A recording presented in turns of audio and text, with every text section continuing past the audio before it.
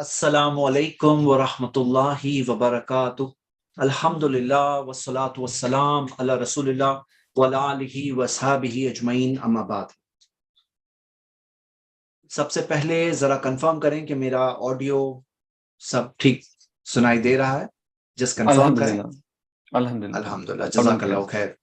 چلیے میرے brothers and sisters, آج ہم قرآن کی ایک شارٹ اور بہت بیوٹیفل سورہ انشاءاللہ ریڈ کرنے والے ہیں۔ قرآن کے ریولیشن کے اعتبار سے یہ بہت جلدی ریویل ہوئی تھی۔ فرسٹ سورہ جو ریویل ہوئی تھی سورہ اقرا، اس کے بعد سورہ مدثر جو اس کی نیکسٹ سورہ ہے، سورہ 74، اور بہت ہی ارلی ریولیشن میں یعنی بہت جلدی ہی نازل ہونے والی صورتوں میں سے ایک سورہ ہے سورہ مزمل۔ تو سورہ مزمل کے اندر دونوں میں اگر آپ دیکھیں تو مزمل اور مدثر یہ دونوں کے دونوں نبی صلی اللہ علیہ وسلم کے القاب ہے، جو ناموں سے اللہ تعالیٰ نے پکارا ہے نبی صلی اللہ علیہ وسلم کو، پروفیٹ محمد صلی اللہ علیہ وسلم کو۔ اور یہ قرآن جو ہم اسٹڈی کر رہے ہیں اس کے اندر یہ مکی صورتوں میں سے ہے، کی صورتوں میں سے جو اونلی اختلاف ہے، اس کی لاسٹ آیت کے تعلق سے کچھ اختلاف ہے، وہ میں جب وہاں پہنچوں گا تب میں بتاؤں گا انشاءاللہ۔ اور اس کے اندر 20 آیتیں ہیں، 20 آیتیں ہیں۔ اور اگر آپ تھیم کے اعتبار سے دیکھیں، ہم جانتے ہیں ہم لوگ قرآن کے 29 جز کے اندر ہے۔ اس سے پہلے جو ہم نے سورہ پڑھے تھے سورہ نوح، سورہ 71 پڑھے تھے، یہ سورہ 73 ہے۔ 71 سورہ نوح میں ہم نے دیکھا کہ نوح علیہ السلام کے قوم کے لوگوں کا کیا معاملہ تھا کہ 950 سال تک انہوں نے دعوت دی اور وہ قوم نے انکار کیا، جو لوگوں نے انکار کیا، ہٹ دھرمی سے جمے رہے، یہاں تک کہ اللہ تعالیٰ کی فائنلی سزا آ گئی۔ اور کس طرح سے انہوں نے کس طرح کا ایٹیٹیوڈ دکھایا، کس طرح کی سٹبنس تھی ان کے اندر، کس طرح سے ایروگنس تھی، غرور تھا ان کے اندر۔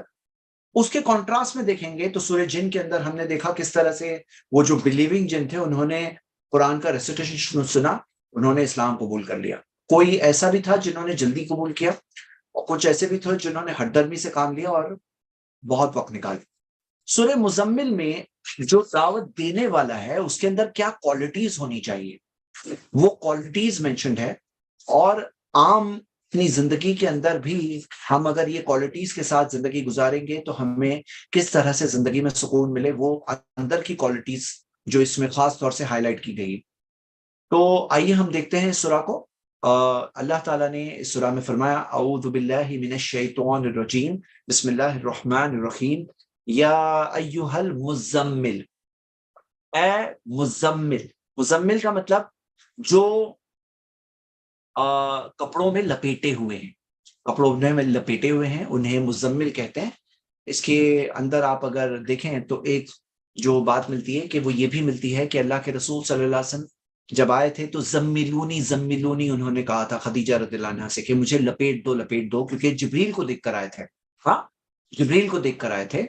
تو ہم دیکھتے ہیں کہ اللہ کے رسول صلی اللہ علیہ وسلم لپیٹے ہوئے یعنی کس چیز میں، wrapped in clothing یعنی لباس میں۔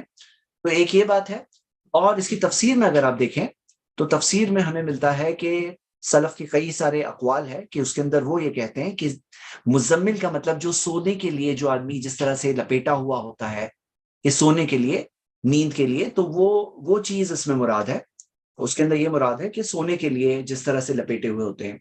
تو یہاں پہ خاص طور سے یہ سورہ کے اندر قیام اللیل کا ذکر ہے، قیام اللیل کا ذکر ہے۔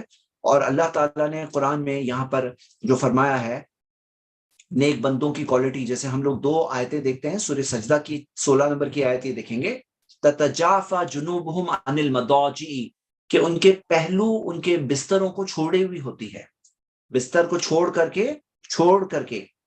عن المضاجع، مضاجع یعنی سونے کی جو لیٹنے کی جگہ ہے اس کو چھوڑ کر کے ان کے پہلو یعنی لیٹے ہوئے نہیں ہوتے ہیں، یدعون ربهم خوفا وطمعا، کہ وہ اپنے رب سے دعا کرتے ہیں ڈر کے ساتھ اور امید کے ساتھ۔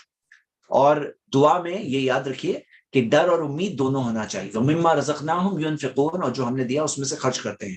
تو یہ اللہ تعالیٰ نے جو مومنوں کی کوالٹی، بلیور کی کوالٹی دی۔ میں آپ سب کو ایک بات واضح کر دوں کہ میرے بردرز اینڈ سسٹرز، کیا آپ کو یہ پتا ہے، بہت سے لوگوں کو نہیں پتا ہوتا ہے، سنن ابو داؤد کی صحیح حدیث ہے، عبداللہ ابن عباس بتاتے ہیں، اور انہوں نے جو دوسرے جو صحابہ سے بیان کیا، تو وہ یہ بتاتے ہیں کہ اللہ کے رسول صلی اللہ علیہ وسلم کو جو وحی ملی تو شروع کے دور میں، سٹارٹنگ کے دور میں رات کی نماز قیام اللیل فرض تھی، شروع کے دور میں رات کی نماز قیام اللیل فرض تھی، کمپلسری تھی، محمد صلی اللہ علیہ وسلم کے لیے بھی اور ساتھ میں مسلمانوں کے لیے بھی. لیکن 1 سال کی مدت کے بعد اللہ تعالیٰ نے یہ فرضیت کو ہلکا کر دیا. تو سورہ مزمل کے شروع میں اگر آپ پڑھیں گے تو وہ فرضیت والی آیتیں ہیں، اور لاسٹ جو آیت پڑھیں گے اور بگننگ اور اینڈنگ کے اندر کتنا ڈفرنس تھا. سورہ مزمل کی شروعات اور اینڈنگ کے درمیان میں 12 مہینے کا گیپ تھا. اور آپ جانتے ہیں کہ قرآن کی صورتیں آیتیں ٹائم ٹو ٹائم وقتاً فوقتاً نازل ہوئی ہے، یعنی کہ گیپ کے ساتھ میں نازل ہوئی ہے اس قرآن کی آیتیں، یعنی ایک ساتھ میں ایسے نہیں کہ نازل ہو گئی بلکہ ایک گیپ کے ساتھ میں نازل ہوئی. تو میرے بردرز اینڈ سسٹرز یہاں پہ یہ دیکھتے ہیں کہ سورہ مزمل کے اندر شروع میں ایک کمانڈ ہے اور لاسٹ کے اندر آسانی کی گئی ہے. اس کے اندر آسانی کی گئی ہے کہ لاسٹ میں بتایا گیا کہ فَقْرَؤْا مَا تَيَسَّرَ مِنَ الْقُرْآنِ، کہ جو تمہارے لیے قرآن کا آسان ہو وہ حصہ پڑھو. اور پڑھنے سے مراد یہ بھی ہے کہ نماز میں قیام میں جتنا کر سکتے ہو اتنا کرو. لیکن شروع کے دور میں آپ دیکھتے ہیں کہ یہ لازم تھا. یہاں تک آ کے صحابہ بتاتے ہیں کہ ان کے پاؤں سوج جاتے تھے، ان کے پاؤں سوج جاتے تھے اس قیام اللیل سے، کیونکہ اس کے اندر ٹائم کے اندر یہ تھا معاملہ نصف لیل، مڈ آدھی رات تھا، آدھی رات کا قیام. اور یہ اللہ تعالیٰ کی طرف سے ٹریننگ تھی، یہ اللہ کی طرف سے ایک بات تھی کہ جیسے وہ شروع کے دور کے اندر جو ان کو اسٹرینتھ ملنی تھی. کیونکہ یاد رکھیے اس بات کو کہ قیام اللیل یہ برڈن نہیں تھا، یہ ایک طاقت کا ذریعہ تھا. ہوتا کیا ہے کہ باہر کیا نکلے گا، آپ کے اندر جو ہوگا وہی نکلے گا نا. اگر آپ کے اندر آپ کا اللہ کے ساتھ کنیکشن اسٹرانگ ہے تو آپ باہر دوسروں کو بھی بتا سکتے ہیں یہ بات. لیکن اگر اندر ہی کنیکشن ویک ہو تو پھر باہر کسی کو کیا بتائیں گے جب اندر ہی کنیکشن کمزور ہو. تو یہاں یہ دیکھتے ہیں کہ نبی صلی اللہ علیہ وسلم اور صحابہ اکرام کی یہاں پہ ایک تعلیم اور تربیت کا معاملہ تھا. اور شروعات ہو رہی ہے سورہ کی، یا ایھا المزمل، اے مزمل. اور میں آپ کو ایک بات بتا دوں کہ جب 1 سال بعد جب وہ منسوخ ہوا تو بھی اس کے بعد بھی نبی صلی اللہ علیہ وسلم کے لیے لازمی تھا، کمپلسری تھا. جیسا کہ ہم دیکھتے ہیں کہ یہ سورۃ الاسراء کی آیت سے، سورہ 17 آیت نمبر 79، وَمِنَ اللَّيْلِ فَتَہَجَّدْ بِهِ نَافِلَةً لَكَ، اور رات میں تہجد پڑھو نافلۃ اللہ کی ایک ایڈیشنل نماز ہے آپ کے لیے، آپ کے لیے نبی، آپ کے لیے ایک ایڈیشنل نماز ہے. سَعَ أَن يَبْعَثَكَ رَبُّكَ مَقَامًا مَحْمُودًا، ہو سکتا ہے آپ کا رب آپ کو مقام محمود عطا فرمائے. ہم یہ دیکھتے ہیں کہ یہاں پر یہ چیز سے نبی صلی اللہ علیہ وسلم کے لیے خاص بات ملتی ہے، اور اللہ کے رسول صلی اللہ علیہ وسلم کے لیے ایک ایڈیشنل ڈیوٹی تھی یہ، جیسے کہ ہم بات دیکھ رہے ہیں اللہ عالم اس کی تفسیر میں. تو لیکن ہم سٹارٹ کر رہے ہیں یا ایھا المزمل، یہ نام سے اللہ تعالیٰ نے نبی صلی اللہ علیہ وسلم کو پکارا، اور پھر فرمایا قم اللیل الا قلیلا، کہ قیام کرو رات میں الا قلیلا، سوائے بہت کم. مطلب رات میں قیام کرو، رات قم اللیل فل رات قیام، الا قلیلا سوائے بہت کم حصے کے. 1 منٹ رکیے میں ذرا میوٹ کر لوں.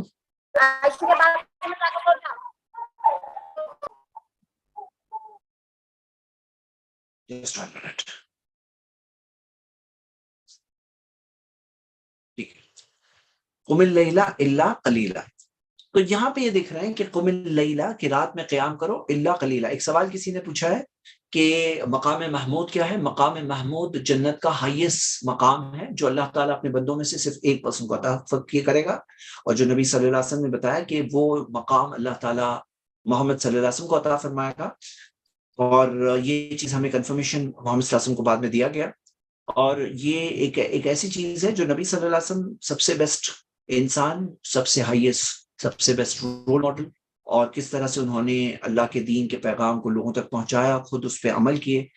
تورمت قدماہ، پاؤں سوج جانے تک وہ نبی صلی اللہ علیہ وسلم قیام اللیل کیا کرتے تھے، پاؤں سوج جانے تک. میرے بردرز اینڈ سسٹرز یہ بات ہم دیکھتے ہیں. تو قم اللیل الا قلیلا، قیام کریں آپ لیل میں، رات میں، سوائے اس کا کچھ حصہ چھوڑ کر. نصفہ، آدھی رات، او انقص منہ قلیلا، آدھی رات آپ قیام اللیل کرو، ہاف نائٹ، یا اس میں سے کچھ حصہ کم کر دو، مطلب لیس دین ہاف کر دو. او زد علیہ، یا اس سے زیادہ کر دو، یعنی آدھا یا آدھا سے کم، آدھے سے زیادہ، تینوں آپشن دیے گئے. اور پھر فرمایا وَرَتِّلِ الْقُرْآنَ تَرْتِیلًا، اور قرآن کو ٹھہر ٹھہر کر کے بہترین طریقے سے پڑھیں، ترتیل کے ساتھ پڑھیں.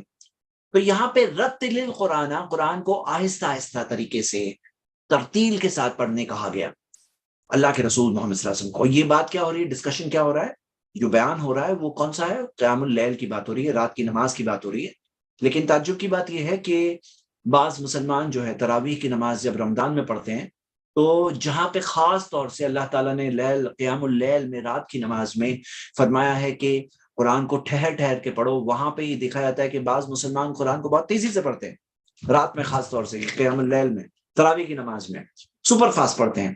تو انہیں غور کرنا چاہیے، یعنی ہم سب کو غور کرنا چاہیے کہ قرآن میں خاص طور سے یہ آیت جہاں آئی ہے وہاں پہ قیام اللیل کے ذکر کے اندر آیت آئی ہے. اچھا آپ دیکھیے کہ قرآن کو کیسے پڑھتے تھے، کہ ٹھہر ٹھہر کے اطمینان کے ساتھ، اطمینان کے ساتھ. تو ہم یہ دیکھتے ہیں کہ یہ طریقہ ہے قرآن کا. کیوں؟ کیونکہ جب اطمینان سے سلو پڑھتے ہیں تو قرآن کا میسج انٹرنلائز کرنا، اس پہ غور کرنا، اس پہ تدبر کرنا، اس کو اپنے اندر تک لے جانا، اپنی زندگی پہ اپلائی کرنا، غور کر کے زندگی کی حقیقتوں کو سمجھنا، یہ اطمینان سے جب پڑھیں گے تب جا کے وہ چیز حاصل ہوگی. وَرَتِّلِ الْقُرْآنَ تَرْتِيلًا إِنَّ سَنُلْقِي عَلَيْكَ قَوْلًا ثَقِيلًا. اللہ تعالیٰ نے فرمایا کہ بہت جلد، ہاں یقیناً، سنلقی بہت جلد، ہم آپ پر ڈالیں گے، ہم آپ پر بھیجیں گے، علیک آپ پر ڈالیں گے، قولاً ثقیلا، ایک بہت ہی بھاری قول، بہت ہی بھاری جو بوجھ، یعنی بات، جو قول ہے، قول جو نازل کرنے والے ہیں، ایک بہت ہی بھاری بات نازل کرنے والے ہیں. اور وہ کیا ہے؟ اللہ کا کلام قرآن. کیوں قولاً ثقیلا کیوں کہا گیا؟ اس کلام کو، قرآن کو قولاً ثقیلا کیوں کہا گیا کہ بھاری بات؟ کیوں؟ کیونکہ بہت بھاری بات ہے. جو ہلکی چیزیں انسانوں کے ذہنوں میں ہوتی ہے، جو ہلکی باتوں کے اندر وہ اڑتے پھرتے ہیں اور حقیقتوں سے دور رہتے ہیں، تو قولاً ثقیلا ہے، یہ بھاری بات ہے. قولاً ثقیلا کے اندر تفسیر میں کئی باتیں آئی ہیں. قولاً ثقیلا کے اندر ایک بات یہ بھی ہے کہ قرآن جب نازل ہوتا تو محمد صلی اللہ علیہ وسلم پہ بہت بھاری گزرتا، محمد صلی اللہ علیہ وسلم پہ بہت بھاری گزرتا، یہ بات بھی ہمیں ملتی ہے. ہاں تو قولاً ثقیلا، بہت ہی بھاری بات، یہ ایک بات ہمیں مل رہی ہے. اور بعض لوگ نعوذ باللہ یعنی اس بات کا کو سمجھتے نہیں ہیں اور مذاق اڑانے کی کوشش کرتے ہیں. لیکن یہاں پہ صرف محمد صلی اللہ علیہ وسلم کی بات نہیں ہے. آپ کے پاس حدیثیں ہیں، صحیح بخاری کی حدیث ہے، زید بن ثابت رضی اللہ عنہ کہتے ہیں کہ ایک بار نبی صلی اللہ علیہ وسلم کا سر میری گود میں تھا، آرام کر رہے تھے نبی صلی اللہ علیہ وسلم، اور اس وقت پر قرآن کی بعض آیتیں نازل ہوئی. وہ کہتے ہیں کہ نبی صلی اللہ علیہ وسلم کا سر اتنا بھاری ہو گیا کہ مجھے یہ ڈر تھا کہ میرے پاؤں کی ہڈی نہ ٹوٹ جائے. قولاً ثقیلا جو ہے، اس کے یعنی کہ دوسرے بھی لوگ موجود ہیں، یعنی خود نبی صلی اللہ علیہ وسلم کا بھی بیان ہے، لیکن ساتھ ساتھ میں ہم دیکھتے ہیں صحابی کے اندر زید بن ثابت کہہ رہے ہیں اللہ کے رسول صلی اللہ علیہ وسلم جب اونٹ پہ ہوتے، اونٹ پہ سوار ہوتے، اونٹ بیٹھ جاتا اور اپنی گردن کو ہلانے لگتا جانور. صحیح حدیثوں سے ثابت ہے. یعنی کہ ایسا نہیں کہ صرف انہی پر، ان پر تو تھا، انہوں نے بتایا، لیکن ساتھ میں دوسرے لوگ جو تھے، جیسے کہ ہم دیکھ رہے ہیں کہ عائشہ رضی اللہ عنہا بتاتی ہے، صحیح بخاری کی حدیث، کہ نبی صلی اللہ علیہ وسلم پر جب قرآن نازل ہوتا اور رات ایک ٹھنڈی رات ہوتی، تو قرآن نازل ہونے کے بعد ان کی پیشانی پہ پسینہ ہوتا. یعنی کہ قولاً ثقیلا. قولاً ثقیلا سے ایک تفسیر یہ بھی آئی ہے کہ یہ کلام اتنا بھاری ہے، یعنی کہ آپ بڑا اجر، بہت بھاری اجر کما سکتے ہیں اس سے بہت بھاری اجر کما سکتے ہیں. قولاً ثقیلا، بہت بھاری بات سے یہ بھی بات ہے کہ اس کے اندر ایک ایسی بات جو کنفرمڈ، ثابت شدہ بھاری چیز ہے. دنیا کی ہلکی اور بیس لیس چیزیں جو اڑ جاتی ہے، جس کی کوئی حیثیت نہیں ہے، اس کے سامنے قولاً ثقیلا. تو اللہ تعالیٰ نے یہاں وعدہ کیا سنلقی علیک قولاً ثقیلا، کہ ہم بہت جلد آپ پر ڈالیں گے ایک بہت ہی بھاری کلام، بہت ہی بھاری بات. اور پھر اللہ تعالیٰ نے فرمایا ان ناشیۃ اللیل ہی اشد وطئا واقوم قیلا، کہ یہ رات میں جو اٹھنا ہے، رات میں اٹھنا، قیام اللیل کرنا، یہ اشد وطئا، یہ وطئن یعنی کہ ہم دیکھتے ہیں کہ وطئن جو لفظ ہے نا، ایکچولی اس کا مطلب کیا ہوتا ہے لفظی طور پر؟ یہ شدو یعنی زیادہ شدید ہے. زیادہ شدید ہے کس چیز کے لیے؟ کہ وطئن کے لیے. اور وطن کا آپ دیکھیں گے کہ اس کا ایک ترجمہ ایکچولی لٹرل طور پر وطن کا مطلب ہوتا ہے فٹ پرنٹ، نشان. ہاں نشان. لیکن اس کا مطلب کیا ہے کہ یہ چیز زیادہ بھاری ہے کس چیز کے لیے؟ زیادہ کس چیز میں؟ دل کو جمانے کے لیے. ہاں دل کو جمانے کے لیے. وطن یعنی زندگی میں زیادہ اثر لانے کے لیے. یہ جو قرآن رات میں پڑھتا ہے ایک انسان، قرآن جو پڑھتا ہے، تو وطن واقوم قیلا، اقوام قیلا یعنی الفاظ کو پڑھنے کے لیے یہ زیادہ بہتر ہے، زیادہ درست. کیا اقوام قیلا ڈسٹربنسز نہیں ہے، ایک شخص اطمینان سے ہوتا ہے، اطمینان سے ہے، وہ اطمینان سے پڑھ رہا ہے. اقوام قیلا، یہ رات کی نماز جو ہے اس کے فائدے ذکر ہے. ان ناشیۃ اللیل ہی اشد وطئا واقوم قیلا. ہم دیکھتے ہیں کہ یہ رات کا جو اٹھنا ہے، یہ شد وطئن اپنی زندگی میں وہ اثر لانے کے لیے، جیسے ہم دیکھتے ہیں کہ اللہ کے رسول محمد صلی اللہ علیہ وسلم دعا کرتے، یا مقلب القلوب ثبت قلبی علی دینک، اے دلوں کو پھیرنے والے میرے دل کو تیرے دین پر جما دے۔ تو اشد وطئن یعنی جمنے کے لیے، دل کو جمانے کے لیے، دل میں احساسات لانے کے لیے، دل میں فیلنگز لانے کے لیے، قرآن کے اس پیغام کا فل امپیکٹ فیل کرنے کے لیے، قرآن میں اللہ کے کلام جو ہے اس کی باتوں کو دل میں محسوس کرنے کے لیے، زندگی پہ اس کی چھاپ لانے کے لیے، اشد وطئن واقوم قیلا۔ اقوام قیلا کی تفسیر میں یہ بھی آتا ہے کہ ایک ہے قرآن کا پڑھنا، صحیح طرح سے پڑھنا، اچھی طرح سے پڑھنا، اطمینان سے پڑھنا، ٹھہر ٹھہر کے پڑھنا، غور کر کر کے پڑھنا، اقوام قیلا۔ اقوام قیلا میں دعائیں بھی ہیں کہ جو دعا ہے جو کی جاتی ہے، تو آپ جانتے ہیں کہ نبی صلی اللہ علیہ وسلم سجدے لمبا کیا کرتے تھے، سجدوں میں دعائیں ہوا کرتی تھی، اور جب قرآن پڑھتے پڑھتے کوئی بات آتی ہے، آپ یہ یاد رکھیے نبی صلی اللہ علیہ وسلم آیتوں کا جواب دیا کرتے تھے۔ رات میں قیام اللیل کے اندر ثابت ہے، یہ دن میں نمازوں کے اندر ثابت نہیں ہے، اس بارے میں ایک کتاب پوری لکھی ہے شیخ کفایت اللہ سنابلی میں، لیکن رات میں قیام اللیل کے اندر جو دعائیں ہیں، یعنی سبح اسم ربک الاعلی، پاکی بیان کرو اپنے رب کی سب سے اعلیٰ ہے۔ تو اس میں آپ غور کریے کہ پاکی بیان کرو جب آیا، تو اب یہاں پہ کیا ہے؟ پاکی بیان کرو، تو نبی صلی اللہ علیہ وسلم خود اس پہ عمل کرتے، جب تعریف کرنے کہا جاتا تو الحمدللہ تعریف کرتے، جب پاکی بیان کرنے کہا جاتا تو سبحان اللہ پاکی بیان کرتے، جب معافی مانگنے کہا جاتا تو معافی مانگتے، یعنی کہ انٹریکشن کے ساتھ، واقوام قیل، انٹریکشن کے ساتھ قرآن پڑھتے۔ یاد رکھیے یہ قرآن کا پڑھنے کا، سمجھ کر غور کر کے پڑھنے کا یہ طریقہ ہے جس کے اندر فیل کرتے ہوئے پڑھو۔ جب اللہ تعالیٰ نے کوئی بات کہی ہے، کوئی دعا آتی تو آمین کہنا، تو انٹریکشن کے ساتھ واقوام قیلا۔ اور جو دعائیں ہیں جو نماز کے اندر عام طور پر بھی ہے، آپ جانتے ہیں کہ نماز کا بہت بڑا حصہ دعائیں ہیں، سورۃ الفاتحہ خود ایک دعا ہے، واقوام قیلا۔ تو ہم یہ دیکھتے ہیں میرے بردرز اینڈ سسٹرز، یہ رات کی نماز کے کیا اثر ہوتا ہے زندگی میں، کہ اشد وطئن بہت بڑا گہرا امپیکٹ چھوڑتا ہے۔ دیکھو یہاں کیا ہے معاملہ، سب جو آج جو رہ رہے ہیں نا، ایک بہت ہی مٹیریلسٹک ورلڈ میں رہ رہے ہیں۔ مٹیریلسٹک ورلڈ کا مطلب کیا ہے نا، یہاں پہ ایسا معاملہ ہے کہ ہر چیز لوگ ہے نا ناپتے تولتے ہیں دنیاوی پیرامیٹر سے۔ اب ان کے نزدیک صرف ایک چیز رہتی ہے، دنیا ہے، یہی ہے ان کے نزدیک۔ ڈاکٹر سے بات کرو، 5 منٹ بات کرنے کے اتنا کنسلٹیشن فیس ہے۔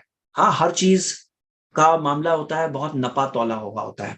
اب اس سچویشن کے اندر یہ بات کمرشل ورلڈ کے اندر لوگ یہ بات کو اتنا نہیں سمجھ پاتے ہیں کہ رات میں اتنا قیام اللیل لمبا، اتنا لمبا قیام اللیل، اس کی کیا ضرورت ہے؟ اس کی ضرورت ہے، کیوں؟ کیونکہ اب یہاں پہ یہ دیکھیے کہ ایک انسان جو ہے وہ کئی ساری چیزیں محسوس کرتا ہے دن میں، اور ایک خاص طور سے محمد صلی اللہ علیہ وسلم جب اللہ کے پیغام کو لوگوں تک پہنچا رہے ہیں، لوگوں کی طرف سے ہمیشہ ویلکمنگ چیز نہیں ملتی ہے، تو یہاں پہ یہ جب پڑھا جائے تو یہ چیز پڑھنے سے کیا ہوتا ہے؟ اشد وطئن واقوام قیلا، زندگی میں وہ چیز فیل ہوتی ہے۔ اور یاد رکھیے کہ جب خود فیل کریں گے تو بیان کر پائیں گے، خود اندر محسوس کریں گے تو باہر نکلے گا، خود ہی محسوس نہیں کریں گے تو باہر کہاں سے آئے گا؟ باہر کہاں سے آئے گا؟ تو یہاں پہ یہ دیکھتے ہیں کہ یہ چیز کا اثر جو ہے نا اقوام قیلا، اس کے اندر وہ اشد وطئن کا اثر ہوتا ہے، وہ اقوام قیلا یعنی بات بیان کرنے میں، جو نبی صلی اللہ علیہ وسلم بحیثیت رسول وہ بیان کرنے میں، ان کی باتوں میں وہ اثر اور تاثیر ان کے اس قیام اللیل سے پیدا ہوتی تھی، ان کے اس رات کی نماز اور اللہ کی عبادت سے پیدا ہوتا تھا۔ تو یہ بات کو ہم دیکھتے ہیں کہ یہ اثر اس کا زندگی میں، اور آپ دیکھیے کہ کیا ہے اثر میں، ایک تو ہے عبادت، اللہ کی عبادت، اللہ کی بندگی، اللہ کے سلیو، اللہ کے سامنے جھکنا، اپنے آپ کو ہمبل کرنا، اپنے غرور کو توڑنا، اپنی حیثیت کو پہچاننا، اور ساتھ میں یہ احساس دل میں آنا کہ اللہ آسمان و زمین کا مالک ہے، میں اس کے سامنے سرنڈر ہوتا ہوں، میں اس کا بندہ ہوں، ہاں میں رب نہیں ہوں، میں بندہ ہوں، یہ سمجھنا اور اس چیز کو محسوس کرنا۔ دیکھو کیا ہوتا ہے نا، جب قرآن پڑھتے ہیں نا، تو میرے بھائیوں میری بہنیں یاد رکھیے کہ قرآن کو اطمینان کے ساتھ جب غور کر کے پڑھتے ہیں نا، آپ کو اپنی زندگی اس کے اندر، اس کو اپنی زندگی میں فیل ہوگا کہ اچھا یہ آیت جو پڑھی جا رہی ہے یہ میری زندگی میں اس طرح سے امپیکٹ کر رہی ہے، یہ چیز اس طرح سے امپیکٹ کر رہی ہے۔ تو یہ دیکھتے ہیں قرآن کا اثر، اور ہم دیکھتے ہیں نبی صلی اللہ علیہ وسلم کو حکم دیا گیا، اِنَّ لَكَ فِي النَّهَارِ سَبْحًا طَوِيلًا، یقیناً آپ کے لیے دن میں سبحًا طویلا بہت ساری مصروفیات ہے۔ He was the head of the state، اللہ کے رسول صلی اللہ علیہ وسلم تو بعد میں جا کے ہیڈ آف دا اسٹیٹ ہوئے سبحًا طویلا، لیکن یہ آیت نازل ہوئی تبھی بڑے بڑے چیلنجز تھے، دشمن تھے، ایک مخالفین تھے، صحابہ جو اسلام قبول کیے تھے ان کو سپورٹ کرنا تھا، ان کے ساتھ دینا تھا، لوگوں کی تربیت کرنا تھا، اللہ کی عبادت کرنا تھا۔ تو یہاں پہ کیا تھا معاملہ کہ سبحًا طویلا، بہت ساری مصروفیات تھی، اور مدینہ میں پہنچے تو ہیڈ آف دا اسٹیٹ اور بھی زیادہ مصروفیات بڑھ گئی. ان لک فی النہاری سبحا طویلا، تو وَاذْكُرِ اسْمَ رَبِّكَ وَاذْكُرِ اسْمَ رَبِّكَ، تو یاد کرو اپنے رب کے نام کو، ذکر کرو اپنے رب کے نام کو. تو یہ دلیل ہے بسم اللہ کہنے کی. تو بسم اللہ کہنے کی دلائل میں سے یہ بھی دلیل ہے، وَاذْكُرِ اسْمَ رَبِّكَ، ذکر کرو اپنے رب کے نام کو. بسم اللہ کا مطلب ان دی نیم آف اللہ، اللہ کے نام میں، اللہ کے نام سے. تو یہاں پہ ہم دیکھتے ہیں کہ وَاذْكُرِ اسْمَ رَبِّكَ، یہ نماز کے اندر خاص طور سے دلیل آتی ہے کہ قرآن نماز کے اندر اللہ کا نام لینا، بسم اللہ کہہ کر تلاوت شروع کرنا. مطلب بسم اللہ کہنا سورہ کے بگننگ میں، اور اعوذ باللہ بسم اللہ کہہ کر ہم سورۃ الفاتحہ پڑھتے ہیں. تو وَاذْكُرِ اسْمَ رَبِّكَ، ذکر کرو اپنے رب کے نام کو. وَتَبَتَّلْ إِلَيْهِ تَبْتِيلًا، یہاں پہ غور کریے، تبتل الیہ تبتیلا. تبتل کا مطلب کیا ہے؟ تبتل آپ دیکھیے یہ امر ہے، امر یعنی کمانڈ ہے. ہاں، اس کا آپ اگر دیکھیں گے تبتلا یتبتلو، تبتلا یتبتلو کا مطلب ہے کہ اس کا مطلب ہے کہ اپنے آپ کو کاٹ لینا، اپنے آپ کو الگ کر دینا، الیہ اللہ کی طرف. تبتیلا، دیکھیے عربک گرامر کا اندر ایک رول ہے جسے کہتے ہیں مفعول مطلق. مفعول مطلق، مفعول مطلق کیا ہوتا ہے کہ جس کے اندر جو ورب ہے اس کا جو آپ انگلش میں کہیں گے تو ناؤن فارم جو ہوتا ہے، ہاں، تو ناؤن فارم جو ہوتا ہے اس کے اندر وہ اس کا جو مصدر کہتے ہیں وربل ناؤن، تو وہ جو ہے ساتھ میں مینشنڈ ہوتا ہے، جس کا مطلب ہے کہ اور انٹینسلی، اور زیادہ. لیکن یہاں پہ ایک گرامر کا ایک بہت بیوٹیفل کمبینیشن آپ دیکھتے ہیں. یہاں پہ تبتل جو ہے، تبتل ہے تبتلو سے، اس کا تبتل تھا، وہ تبتل الیہ تبتلا نہیں ہے، تبتیلا ہے. جو تبتیلا ہے آپ دیکھیں گے اس کے اندر اس کا جو فارم ہے بتلا یبتلو سے ہے، جس کا مطلب ہے کہ کسی اور کو کاٹ کے الگ کرنا، کسی اور کو علیحدہ کرنا، الگ کرنا. وہ تبتل الیہ تبتیلا یہاں پہ آیا، مطلب اس کے اندر دوسرے فارم میں گیا ہے. اس سے ایک تفسیر میں معنی یہ بھی نکلتی ہے کہ اپنے آپ کو الگ کر دو اللہ کی عبادت میں. تبتیلا، تبتیلا میں ایک انڈیکیشن ہے کہ جس کے اندر آپ پوری طرح سے کمپلیٹلی ڈیڈیکیشن سے، ڈیووشن سے، اور اس کے اندر یہ بھی ہے کہ لوگ بھی جو نبی صلی اللہ علیہ وسلم کے ساتھ والے ہیں وہ بھی اس کے اندر لوگوں سے الگ ہو کر اللہ کی عبادت کریں. لیکن اس کے اندر ساتھ میں یہ بھی ذکر کر دینا چاہیے کہ اللہ کے رسول صلی اللہ علیہ وسلم نے ایک چیز منع کی، تبتل کے اندر ایک چیز منع کی، جس کے اندر جسے موناسٹسزم آج کے زمانے کہتے ہیں. اور ہم دیکھتے ہیں کہ یہ بھی آپ غور کریے یہ بات یہاں پہ، یہ دیکھیے تبتل اس کے اندر ہاں نبی صلی اللہ علیہ وسلم نے تبتل منع کیا. تبتل کیا ہے؟ تبتل کا مطلب ہے ٹوٹل ایک انسان عبادت کے لیے بولے میں شادی نہیں کروں گا، صرف اللہ کی عبادت کروں گا، تو یہ چیز حرام ہے. صحیح بخاری کی حدیث ہے، اسلام کے اندر یہ حرام ہے کیونکہ وہ ایک ان نیچرل چیز ہے. دیکھا یہ جاتا ہے کہ جو لوگ اس طرح سے جیتے ہیں نا، وہ لوگ جو چیز سے بھاگ رہے ہیں اس کے اندر اور زیادہ چلے جاتے ہیں. ایسے لوگوں میں جو بالکل الگ ہو کر رہتے ہیں تو پھر کیا ہوگا؟ انسان کے اندر ہارمونز ہوتے ہیں، فیلنگز ہوتے ہیں، اس کا جائز لمٹ کے اندر اگر وہ نہیں ہے پھر کیا ہوگا؟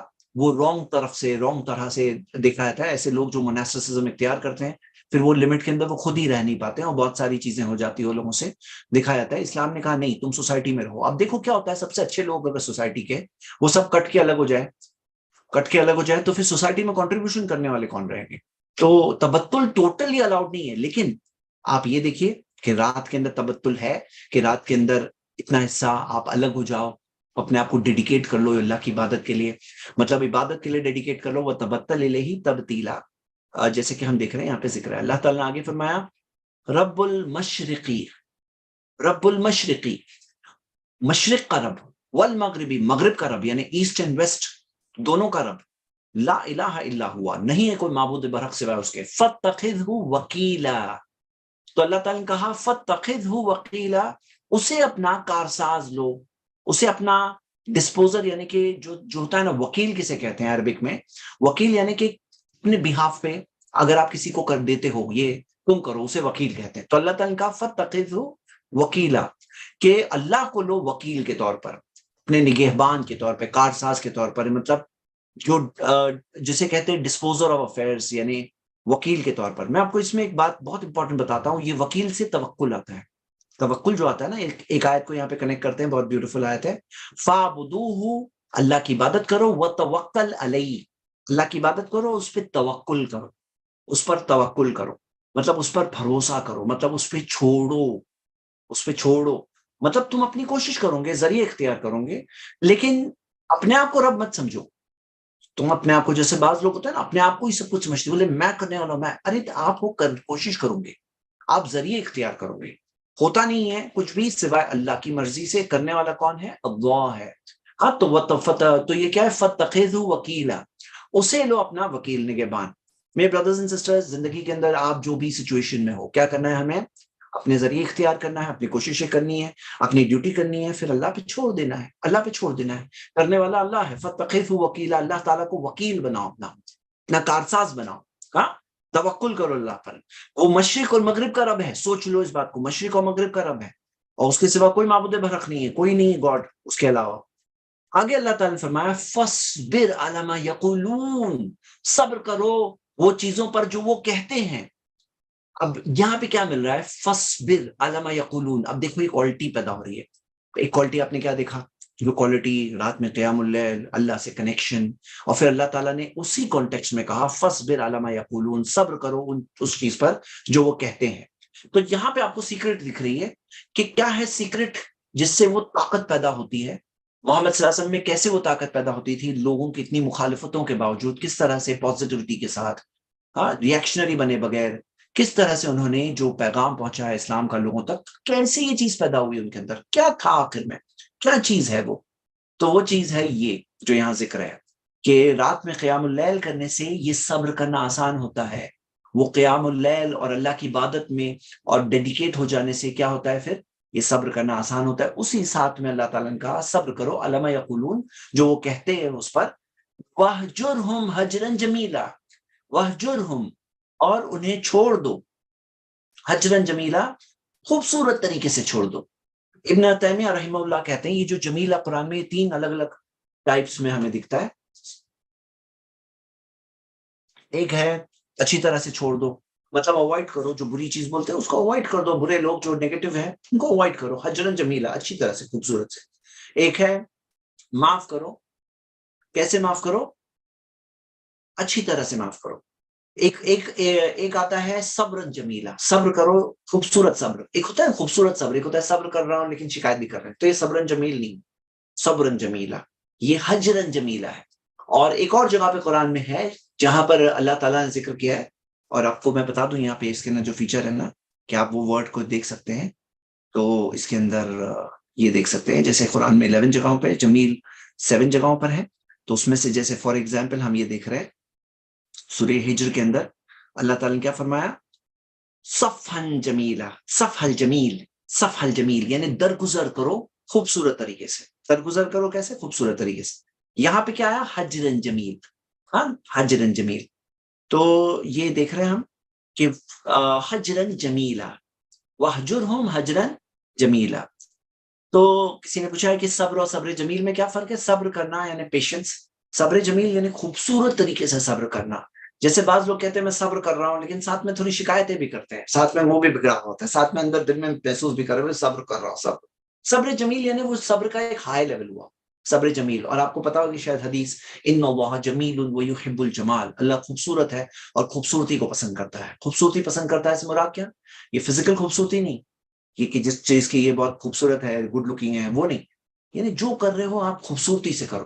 یہ بھی ہے کہ آپ کپڑے پہن رہے ہو تو خوبصورت، کیا بیسٹ کپڑے ہیں آپ کے، اچھے کپڑے، اپنے آپ کو بہترین طور پہ رکھو، ڈرٹی گندا مت رکھو. جیسے بعض لوگ ہوتا ہے اپنے آپ کو رکھتے ہیں کہ جیسے کہ مناسٹسزم والا طریقہ، تو نہیں. ان اللہ یحب ان یرا اثر نعمتہ علی عبدہ، اللہ پسند کرتا ہے کہ اپنی نعمتوں کا اثر اپنے بندے پہ دیکھے. حدیث صحیح سند سے ہے. تو یہ بھی ہے. لیکن جو بھی کر رہے ہو آپ، اگر نماز پڑھو اچھی طرح سے پڑھو، حجرن جمیلہ، تو چھوڑ بھی رہے ہو اچھی طرح سے چھوڑو، گریشیسلی، اچھی طرح سے. صبرن جمیلہ، صبر جمیل کرو، اختیار کرو. جمیل خوبصورتی سے کرو، اللہ پسند کرتا ہے. یہ اللہ خود خوبصورت ہے اور یہ خوبصورتی پسند کرتا ہے. نہیں، اگر ایک مثال دی جاتی ہے کہ اگر جھاڑو بھی مار رہے ہو تو خوبصورتی سے جھاڑو مارو، یعنی بہترین طریقے سے. نماز پڑھ رہے ہو خوبصورتی سے نماز پڑھو، صدقہ دے رہے ہو خوبصورتی سے صدقہ دو. تو یہاں پہ کیا ہے؟ حجرن جمیلہ. فاصبر علی ما یقولون. اور پھر اللہ تعالیٰ نے فرمایا وَذَرْنِي وَالْمُكَذِّبِينَ أُولِي النَّعْمَةِ وَمَهِّلْهُمْ قَلِيلًا. اللہ تعالیٰ نے کہا مجھے چھوڑ دو، ہاں مجھے چھوڑ دو، والمکذبین جو جھٹلانے والے ہیں ان کو مجھ پہ چھوڑ دو، مطلب تم ٹینشن مت لو ان کا کیا ہوگا ان کے بارے میں، وَذَرْنِي وَالْمُكَذِّبِينَ، جو جھٹلانے والے جنہوں نے حق کو دیکھا سمجھا انکار کیا، انہوں نے کہا وہ میں مجھ پہ چھوڑ دو. قُلِ نعمتی، نعمتی کا مطلب کیا ہے؟ نعمتی جو ہے نا، نعمت، نعمہ اور نعمہ میں فرق ہے. نعمہ کا مطلب کیا ہے؟ نعمت. نعمت میں بہت ساری نعمت ہے، ہدایت ایک نعمت ہے، اور اللہ کا شکر کرنا ایک نعمت ہے، نیک اولاد ایک نعمت ہے، صحت ایک نعمت ہے. نعمت بہت بڑی چیز ہے، دنیا کی نعمتیں ہوتی ہیں، آخرت کی نعمتیں ہوتی ہیں، لیکن نعمہ جو ہوتا ہے خاص استعمال جو ہوتا ہے یہ دنیاوی عیش آرام، دنیاوی چیزیں. اللہ تعالیٰ نے فرمایا اول النعمتی، یہ جو عام طور پہ کون جو جھٹلاتے ہیں، عام طور پہ ایسا نہیں کہ صرف وہی ہوتے ہیں، لیکن عام طور پہ اول النعمتی، جو نعمہ والے ہیں، یعنی کہ دنیا میں جنہیں اللہ تعالیٰ نے نوازشوں سے نوازا، کاش کہ ان کو سمجھ میں آتا یہ دنیا کوئی تمہارے کام کا بدلہ تو نہیں، یہ دنیا کام کا بدلہ ہے کہ نہیں، امتحان ہے. جب یہ امتحان میں اللہ نے اتنا دیا تو سوچو اگر تم جب پاس ہو کے اللہ کی جنت میں جاؤ گے، وہاں وہ رب کتنا دے گا. جب یہ امتحان والی جگہ جہاں سے بس گزر رہے ہو، یہ جگہ پہ اللہ نے اتنی نعمتیں رکھی ہے، تو سوچو کہ وہ ریئل جو جگہ ہے جہاں پہ اللہ انعام دینے والا ہے، وہاں پہ کتنا اللہ دے گا. تو یہاں پہ اولی نعمتی جو ہے نا، جن کے لیے دنیا کی نعمتیں یہ ہوتا ہے، اس وجہ سے جھٹلاتے ہیں دنیا کی چیزیں، دنیا کا عیش آرام. تو اللہ تعالیٰ نے فرمایا وَمَّهِلْهُمْ قَلِيلًا، انہیں تھوڑی سی مہلت ہاں دے دو. مہلت ہوتی ہے ان کے لیے، اللہ تعالیٰ نے مہلت دی، ان کو بھی مہلت دی ہے کہ آخری موت تک بھی، موت سے جس پہلے تک بھی اگر وہ توبہ کر لے، اللہ سے معافی مانگ لے، سدھر جائیں، وہ وقت تک بھی اللہ تعالیٰ معاف کرنے تیار ہے. ہاں ماہل ہوں قلیلا، لیکن یہ ہے بہت تھوڑا، کیونکہ زندگی بہت تھوڑی ہے. لوگوں کو لگتا ہے بہت ہے بہت ہے بہت ہے، لیکن کیا بہت ہے؟ قیامت کے دن 50,000 سال کے برابر، ہمیشہ کی زندگی آ گئی ہماری. یہ کیا ہے؟ تھوڑا ہے، قلیل، یہ تھوڑا ہی ہے. تو اللہ تعالیٰ نے کہا ان کو تھوڑی سی مہلت دے دو، کیونکہ ہمارا کیا ہوتا ہے معاملہ، ابھی نہیں مانا نا، اب بھی کہ ابھی گیا، اب بھی کبھی سزا نہیں. اللہ تعالیٰ نے بہت مہلتیں دی، یہاں تک کہ جو قوموں کو پر سزا بھی آئی نا، ان کے اوپر اگر آپ سٹوریز پڑھو گے نا، ان پہ بہت بہت مہلتیں ان کو ملی. ہاں بہت محنتیں، مہلتیں ملتی گئی،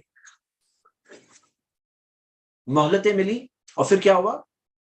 وہ لوگ فائنلی جب اکثر وہ اپنے نبیوں کی جانیں لینے پہ اترا ہے نا، جب وہ نبیوں کو مارنے قتل کرنے پہ اس سٹیج کے قریب جسٹ آ گئے نا، تب وہ سٹیج تھا اکثر جب سزا آئی ان کے اوپر، جب وہ خود اپنی نعمتیں ختم، اپنی مہلت کو ختم کرنے پہ اتر ہے. تو ہم یہ دیکھتے ہیں کہ وَذَرْنِي وَالْمُكَذِّبِينَ، کہ مجھے اور یہ ان کو چھوڑ دو. اللہ تعالیٰ نے کہا کہ آپ مت فکر کرو ان کی، مطلب فکر کی بات کون ہے؟ اللہ تعالیٰ کے حوالے ہے معاملہ. اب اللہ تعالیٰ مہلت دیتا ہے، لیکن اللہ کے پاس چیز تیار ہے. کیا تیار ہے؟ اِنَّ لَدَيْنَا أَنْكَالًا وَجَحِيمًا، کہ ہمارے پاس انکالن، انکالن کا مطلب کہ بھاری بیڑیاں، شیکلز ہے، بیڑیاں اللہ کے پاس، وہ جحیم اور دہکتی ہوئی آگ ہے. ہاں اللہ تعالیٰ کے پاس دہکتی ہوئی آگ ہے. تو یاد رکھیے اللہ تعالیٰ کے پاس تیار ہے سزا، ایک ایسی سزا جو کوئی برداشت نہیں کر سکتا ہے. تو یہاں پہ جو لوگ اس کا ٹینشن لیتے ہیں نا، ارے یہ لوگوں کو دیکھو، یہ فلاں لوگ انٹرنیٹ پہ ایسی گالیاں دے رہے ہیں، فلاں لوگ بھاشن ایسے ایسے کر رہے ہیں، فلاں لوگ یہ سب بول رہے ہیں، یہ بول رہے ہیں. کاش کہ ان کو پتا ہوتا، کاش کہ ان کو پتا ہوتا کہ ریالٹی ہے، حقیقت ہے. انکار کرنا ہے تمہاری مرضی ہے، تمہارا مالک ہے آسمان و زمین کا مالک، اس کے پاس جب جاؤں گے تو کیا بولوں گے؟ اس کے پاس سزا بھی تیار ہے، اس کے پاس انعام بھی تیار ہے. اور اگر ایسا ہوتا، جیسے مانو نا آپ کو کہ پولیٹیکل پارٹیز کا ہوتا ہے نا، ارے وہ پارٹی کا ویو چل رہا ہے، ارے وہ پارٹی پاور میں آ گئی، ارے اس کا ویو چل رہا ہے، وہ پارٹی پاور میں آ گئی. یہ پارٹی نہیں ہے، ہم لوگ کوئی پارٹی نہیں ہے، مسلمان کوئی پارٹی نہیں ہے. ہم ریالٹی بتا رہے ہیں، ریالٹی جو ہونے والی ہے، موت جو آنے والی ہے، اور موت کے بعد جو زندگی آنے والی ہے، یہ ریالٹی کے تعلق سے صرف آگاہ کر رہے ہیں ہم لوگ، سے وارن کر رہے ہیں. ہمارا کام سے پیغام پہنچانا ہے، ہمارا کام آپ کو پکڑ کے ہدایت دینا نہیں ہے. آپ سمجھدار ہو تو آپ دیکھ کر سمجھوں گے صحیح بات، آپ صحیح بات دیکھ کر کے انکار نہیں کرو گے. انکار کرو گے تو پھر سمجھ لو اس بات کو کہ کس کے پاس جانے والے ہو، بچ کے جانے کی کوئی اور جگہ نہیں ہے. جب زبردست طاقت والے کے سامنے کھڑے ہوں گے، جو اللہ آسمان و زمین کا مالک، اس کے سامنے جب کھڑے ہوں گے، کوئی بچنے والا طریقہ نہیں ہے، کوئی پہچان کام نہیں آئے گی، کوئی دوست کام نہیں آئے گا. تو سمجھداری کیا ہے کہ حق کو دیکھ کر انکار مت کرو. اللہ تعالیٰ نے کہا ان لدینا انکالا و جحیما، ہمارے پاس جو بیڑیاں، جو سخت بیڑیاں یعنی بڑی بیڑیاں تیار ہے اور آگ تیار ہے. یعنی اللہ تعالیٰ نے بتایا کہ ان کی گرفت بھی ہے، پکڑ بھی، ان کی سزا بھی ہے، دونوں چیزیں ہیں. اور پھر اللہ تعالیٰ نے فرمایا وہ طعامن ذا غصۃ، اور کھانا تیار ہے ذا غصۃ. غصۃ کا مطلب کیا ہے؟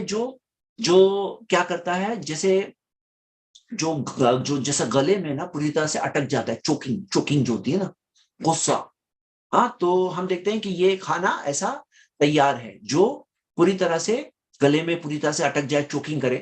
اور اس کی ذا غصۃ یہاں دیا ہے، اگر آپ تفسیر میں دیکھیں گے تو آپ دیکھو گے زقوم جو ہے، زقوم جو ایک ایسا جہنم کے اندر اگنے والا پیڑ ہے جس کے اندر کھاتے ہی اندر کا حصہ پورا چھیل جائے، پورا چھیل دے. ہاں، یعنی کہ نہ آدمی اگل سکتا ہے نہ نگل سکتا ہے، زقوم. اور جیسے فار ایگزامپل جیسے سورہ غاشیہ میں آیا کہ اللہ سبحانہ تعالیٰ نے سورہ غاشیہ میں جو ذکر کیا، ہم دیکھتے ہیں جیسے فار ایگزامپل یہ دیکھیے، ایک منٹ تفسیر جلالین میں یہ سب دیا ہے. ہاں، مسلین سورہ غاشیہ کے اندر کیا دیا ہے؟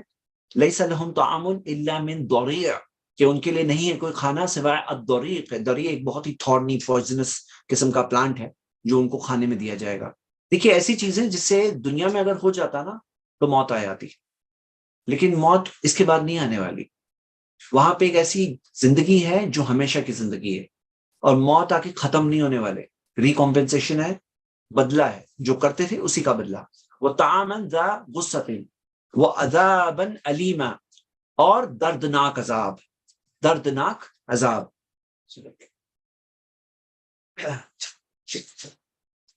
آگے اللہ تعالیٰ نے فرمایا وَيَوْمَ تَرْجُفُ الْأَرْضُ وَالْجِبَالُ. ایک سیکنڈ رک کریں، کوئی شے.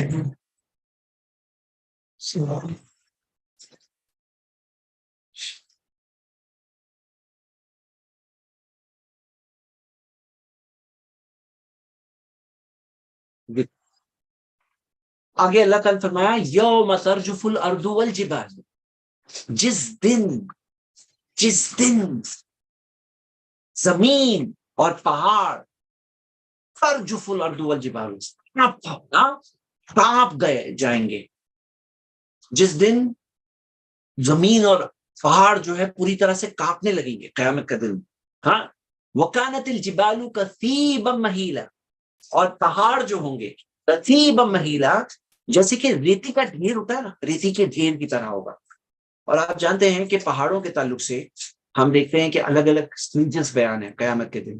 ایک سٹیج ہے جس کے اندر پہاڑ ریزہ ریزہ ہو کر پوری طرح سے بھوسا ہو جائیں گے. ایک سٹیج ہوگا جس کے اندر وہ جیسے اون کی طرح لگیں گے، ہاں اون کی طرح. ایک سٹیج ہوگا جس میں پہاڑ پوری طرح سے صاف ہو جائیں گے، ختم ہو جائیں گے. تو یہ پہاڑ کا یہ حال ہوگا. جو پہاڑ ہم کہتے ہیں نا، تو وہ مضبوط چٹانیں پہاڑ، آپ امیجن کرو ان کا یہ معاملہ ہوگا تو آپ کا میرا کیا حال ہوگا.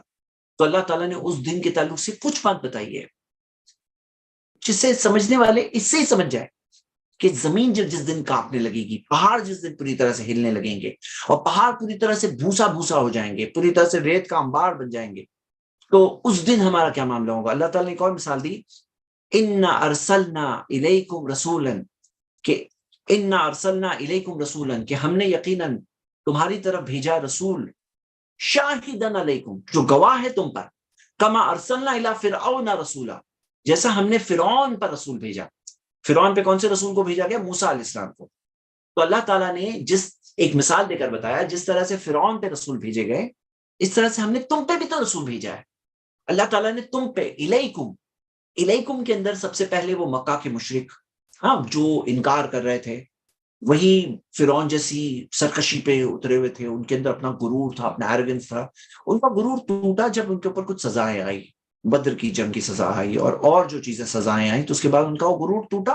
ایک سٹیج آیا جس کے اندر ان میں جو لوگ جو تھے اچھے، باقی انہوں نے قبول کیا حق، لیکن وقت لگا ان کو.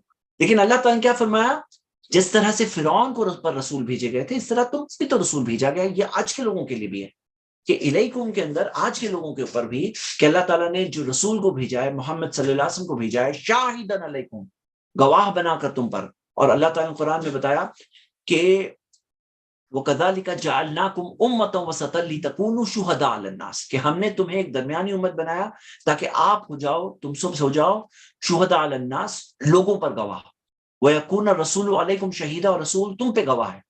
تو سورہ بقرہ کی آیت نمبر 143 ہے جس میں آتا ہے کہ گواہ ہو جاؤ، تو گواہ کے طور پر ہم گواہی دے رہے ہیں، ہم یہ گواہی اللہ کی بھیجی ہوئی گواہی کو آپ تک پہنچا رہے ہو، ہم گواہ ہیں اللہ کے سامنے۔ تو ہم یہ دیکھتے ہیں کہ اللہ تعالیٰ نے بتایا شاہدن علیکم، تو ہمارے اوپر بھی معاملہ ہے میرے بردرز اینڈ سسٹرز، ہم تک یہ پیغام پہنچا اور محمد صلی اللہ علیہ وسلم کو گواہ بنا کر بھیجا گیا ہے۔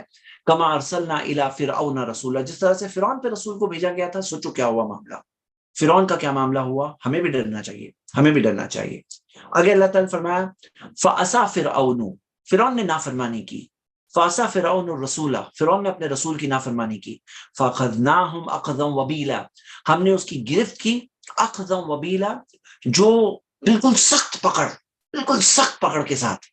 اخذناہ اخذن، یہ کیا ہے، یہ بھی کیا ہے، مفعول مطلق ہے، مفعول مطلق یعنی کہ پکڑ جو سخت پکڑ، خزا دا اخذن یہ اسی کا مصدر ہے، خزا اخذن یہ ہے، لیکن یہاں پہ ایک اور ساتھ میں صفت مینشن ہے، وہ ہے سخت، وبیلا یعنی بہت ہی برباد کرنے والا، وبال جو ہے نا اردو زبان میں وبال، وہ وبیلا یہ سیم روٹ سے آیا ہوا ہے، تو اخذا وبیلا، فاخذناہم ناہو اخذا وبیلا۔ آگے اللہ تعالیٰ نے فرمایا فَكَيْفَ تَتَّقُونَ، فَكَيْفَ تَتَّقُونَ، یہ اس کی دو تفسیریں آتی ہے کہ تم کیسے تتقون، تم کیسے تقوی اختیار کرو گے، ان کفر تم، اگر تم انکار کرو گے، یوم یجعل الولدان شیبا، اس دن کا انکار کرو گے جس دن بچے بھی سفید بال والے ہو جائیں گے، بچوں کی بھی بال سفید ہو جائیں گے، کیسے تم تقوی تمہیں کیسے ملے گا اگر انکار کرو گے، تم انکار کرو گے تو تمہارے اندر ڈر کیسے آئے گا، تمہارے اندر احساس کیسے آئے گا؟ تو پہلی تفسیر یہ آتی ہے کہ انہیں کیف تتقون، تمہارے اندر تقوی کیسے آئے گا۔ دوسری تفسیر اس میں یہ بھی ایک آتی ہے تتقون کے اندر، ہم دیکھتے ہیں کہ ایک دوسری تفسیر یہ ہے کہ تتقون جو ہے نا عربک ورڈ، یہ سیفٹی کے لیے بھی آتا ہے، تقوی یعنی پرہیز، کیسے تم اپنے آپ کو محفوظ کرو گے اگر تم قیامت کے دن پر ایمان نہیں لاؤ گے، تو یہ دوسری تفسیر ہے، فکیف تتقون یعنی کیسے تم اپنے آپ کو بچاؤ گے اگر تم انکار کرو گے اس دن کا، اس دن کا تم انکار کرو گے تو بچو گے کیسا، تم سوچو تو صحیح۔ تو تتقونا کی دو تفسیر ہے، تتقونا کی پہلی تفسیر کیسے تم تقوی اختیار کرو گے، کیسے پرہیزگار بنو گے، کیسے تم رائٹیس بنو گے، کیسے تم فیئر کرو گے اگر تم اس دن کا انکار کرو گے تو کیسے آئے گا تمہارے اندر وہ چیز۔ اور دوسری تفسیر کیا ہے کیف تتقونا کا، کہ کیسے اپنے آپ کو بچاؤ گے اگر تم اس دن کا انکار کرو گے۔ کس دن، وہ دن کی بھی تفصیل دیکھیے، وہ دن کی ایک بات ذکر ہے، جیسے ایک بات سے نا پورا پکچر کھینچا جا رہا ہے، پہاڑ کا بتا کر کے کیا بتایا گیا، ایکسٹریم ہے نا پہاڑ، یعنی کہ ہمارے لیے جو اسٹرانگیسٹ اسٹرکچر جو دکھ رہا ہے زمین کے اوپر پہاڑ ہی ہے، وہ پہاڑ کا حال کیا بتایا گیا جیسے کہ ریت کے انبار ہو گئے ہوں گے۔ اب یہاں پہ یہ دیکھیے بچے کا کیا حال ہوگا، یجعل الولدان شیبا، جیسے بچوں کا یہ حال ہوگا کہ ان کے بال پورے سفید ہو جائے گے، بچوں کا یہ حال ہوگا۔ میں ایک چیز دیکھ رہا تھا، میں آپ کو بتاؤں ایک چیز، جیسے میں مثال کے ساتھ بتا رہا ہوں، جسٹ اے منٹ،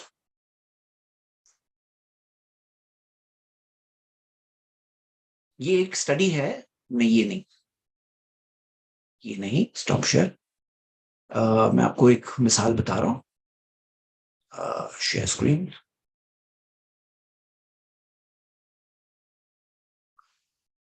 یہ والی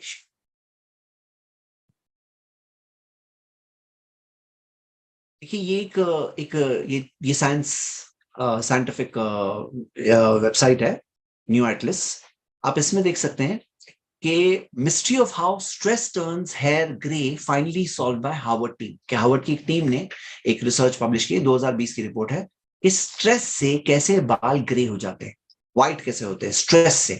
تو اس کے اندر یہ صرف آپ پڑھیے، اس کے اندر بہت ڈیٹیل میں دیا ہوا ہے کہ پگمنٹ پروڈیوسنگ سٹیم سیلز ہوتے ہیں بالوں میں، ان ہیئر فالکلز، ہیئر کے فالکلز میں ایسے سٹیم سیلز ہوتے ہیں جو پگمنٹ پروڈیوسنگ ہوتے ہیں، جو ہمارے بالوں کو بلیک کرتے ہیں، بلیک رکھتے ہیں۔ وہ جب سٹریس ہوتا ہے نا، جب ٹینشن ہوتا ہے نا جو وقت پر، تو وہ پرماننٹلی ڈپلیٹ یعنی ختم ہو جاتے ہیں، پرماننٹلی ختم ہو جاتے ہیں۔ تو جیسے کہ یہ کہاوت یہ کہی جا رہی تھی اوباما کے بارے میں کہ 44 ڈیز کے اندر ہی وائٹ ہاؤس میں جانے کے بال گرے دکھنے لگے۔ تو یہ جو رپورٹ ہے، اس میں آپ ڈیٹیل دیکھ سکتے ہیں، وہ سٹیم سیلز کی بات ہے، اور اس کے پورے ہارمونز بھی پورے اس میں ڈسکور کیے ہوئے ہیں کہ کون سے جو سٹریس سے ٹریگر کیا ہوتا ہے۔ یہ ایک وہ ہے نورپائن فرائن. تو یہ ایک ہارمون ہے جو کیا کرتا ہے, یہ اسٹیم سیلز کو کیا کرتا ہے, mass migration of stem cells from the base of the hair follicle. تو بات کیا پتا چل رہی ہے کہ اسٹریس سے کیا ہوتا ہے, اسٹریس سے بال وائٹ ہوتے ہیں. آف کورس قیامت کے دن کا اسٹریس تو کوئی انڈر اسٹیمیٹ نہیں کر سکتا ہے, کوئی اس کو انڈر اسٹیٹ نہیں کر سکتا, اتنا زیادہ اسٹریس ہوگا. ایک اور بات یہ ہے کہ قیامت کا دن خود ہی 50,000 سال کا دن, وہ دن ہی ایک دن 50,000 سال کا دن ہے, اتنا بڑا دن ہے. تو آف کورس اس کے اندر وقت بھی ہوگا, اور معاملہ کیا ہے, بچوں کا بھی حال یہ ہوگا کہ اتنا زیادہ خطرناک دن ہوگا. آپ خود امیجن کرو کہ کیونکہ آپ اور میں جانتے ہیں ہمارے جیسے انسان جو ہے نا کون سی روش پہ چل رہے ہیں, کس راستے پہ چل رہے ہیں, کیسے صرف ان کو سامنے جو دکھ رہا ہے نا اس کو امپورٹنس دے رہے ہیں, ریالٹیز کو نہیں امپورٹنس دے رہے ہیں, زندگی میں حقیقتوں کو دھیان نہیں دیتے ہیں. تو کیا حال ہوگا ایسے انسانوں کا قیامت کے دن.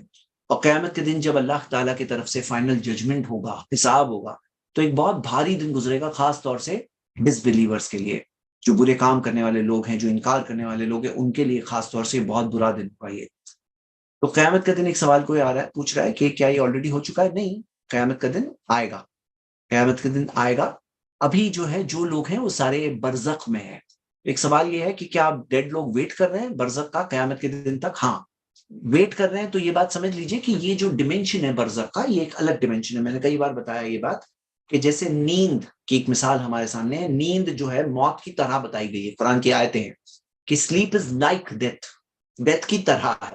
اور سلیپ میں کیسا ہوتا ہے کہ ایک انسان سویا ہے بہت سارے گھنٹے, لیکن کبھی کبھی ایسا بھی لگتا ہے نا کہ ارے بس میرا سر تکیے پہ لگا ہے ابھی, ارے میں تو بس تھوڑی ہی دیر سویا ہوں, 5 منٹ شاید سویا ہوں, لیکن کئی گھنٹے چلے گئے. اور کبھی ایسا ہوتا ہے کہ تھوڑی دیر سوئے لیکن ایسا لگتا ہے بہت زیادہ سو کے بہت بڑا کچھ خواب ہو گیا, بہت بڑا کچھ جرنی ہو گئی خواب میں.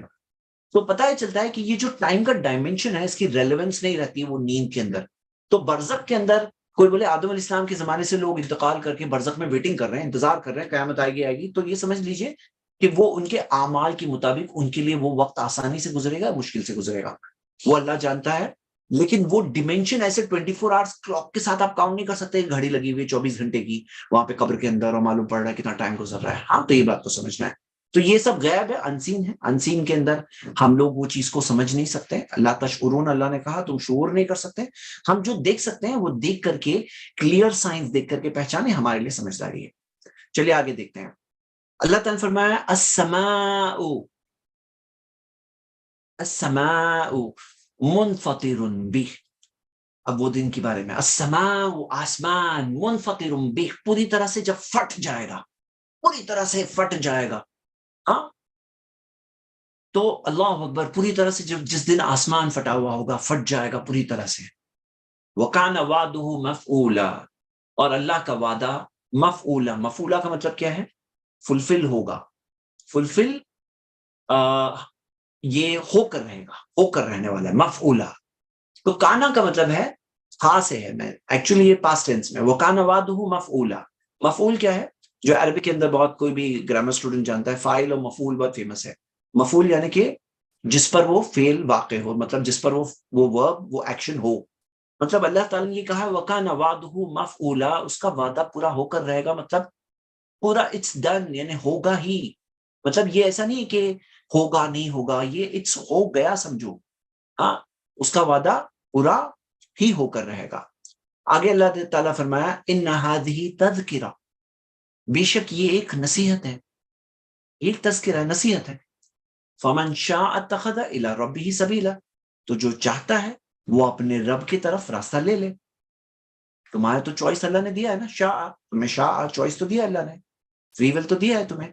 تم جانتے ہو کہ تم چاہتے ہو تو نیک کام کر سکتے ہو, تم چاہتے ہو تو برا کام کر سکتے ہو. قرآن میں دیا ہے اما شاکرین اما کفورا, چاہے تو شکر گزار بنو, چاہے تو انکار کرنے والے بنو. ایگزام ہے, لیکن یہ نصیحت ہے, یہ تذکرہ ہے, نصیحت ہے, ریمائنڈر ہے. تو جو چاہتا ہے وہ اپنے رب کی طرف راستہ لے لے, اپنے رب کی طرف کا راستہ لے لے. جو چاہتا ہے اپنی خواہشات کی طرف کا راستہ لیتا ہے. جو چاہتا ہے تو یہ دنیا, سماج, معاشرے کو اپنا گاڈ بنا کر کے رہتا ہے. جو چاہتا ہے تو پیسے کو اپنا راستہ لے لیتا ہے, پیسہ ہے, پیسہ چھوڑ کے آتا ہے. پھر فمن شاء اتخذ الى ربه سبیلا, جو چاہتا ہے اپنے رب کی طرف راستہ لے لے. ہاں رب کا راستہ لے لے. اللہ تعالیٰ نے فرمایا یہ نصیحت ہے, سمجھنا ہے تو سمجھو, تمہارا ہی فائدہ ہے اس میں. سمجھو گے تو ان ربک، اب یہ لاسٹ آیت ہے، یہ لانگسٹ آیت ہے. اللہ تعالیٰ نے فرمایا ان ربک یعلم، تمہارا رب جانتا ہے، انک تقوم ادنا من ثلثی اللیل، کہ آپ ادنا یعنی قریب کے ثلثی اللیل، 2/3 رات، 2/3 آف دا نائٹ آپ قیام کرتے ہیں. ونصفہ وثلثہ، یا آدھا یا 1/3، یعنی یا تو 1/3 یا تو آدھا یا تو 2/3، 1/3 آدھا 2/3. اللہ تعالیٰ جانتا ہے. وہ طائفۃ من الذین معک، اور آپ کے ساتھ جو لوگ ہیں ان میں سے ایک گروپ بھی یہ کرتا ہے. واللہ یقدر اللیل والنہار، اللہ تعالیٰ نے رات اور دن کا یہ حساب رکھا ہے. یقدر اللیل والنہار، رات اور دن کا یہ حساب اللہ نے رکھا ہے، یہ ہمارے لیے رکھا ہے. ہاں، رات اور دن. علم ان لن تحصوہ، اللہ جانتا ہے کہ تم اسے شمار نہیں کر سکتے. مطلب یہ جو کمانڈ ہے نا تحصوہ، یہ جو کمانڈ جو اللہ تعالیٰ نے حکم دیا ہے، یہ اس کمانڈ کو تم اس طرح سے تمہارے لیے کرنا مشکل ہے. فتاب علیکم، وہ اللہ تعالیٰ تمہاری طرف مہربان ہوا، اللہ تعالیٰ تمہیں تمہاری طرف پلٹا، مہربان ہوا. فقرؤ ما تیسر من القرآن، تو پڑھو جتنا تمہارے لیے آسان ہو قرآن میں سے. مطلب قرآن میں سے جتنا آسان ہو، جو آسان ہو وہ پڑھو. اب اس کے اندر میں آپ کو کچھ بیوٹیفل چیزیں بتانا چاہتا ہوں. فقرؤ ما تیسر من القرآن سے آپ یہ دیکھیے کہ جب اللہ تعالیٰ نے فرمایا کہ فقرؤ ما تیسر من القرآن، تو کچھ بیوٹیفل چیز ہے کہ کئی بار پارٹ ریفر کیا جاتا ہے فل کے لیے.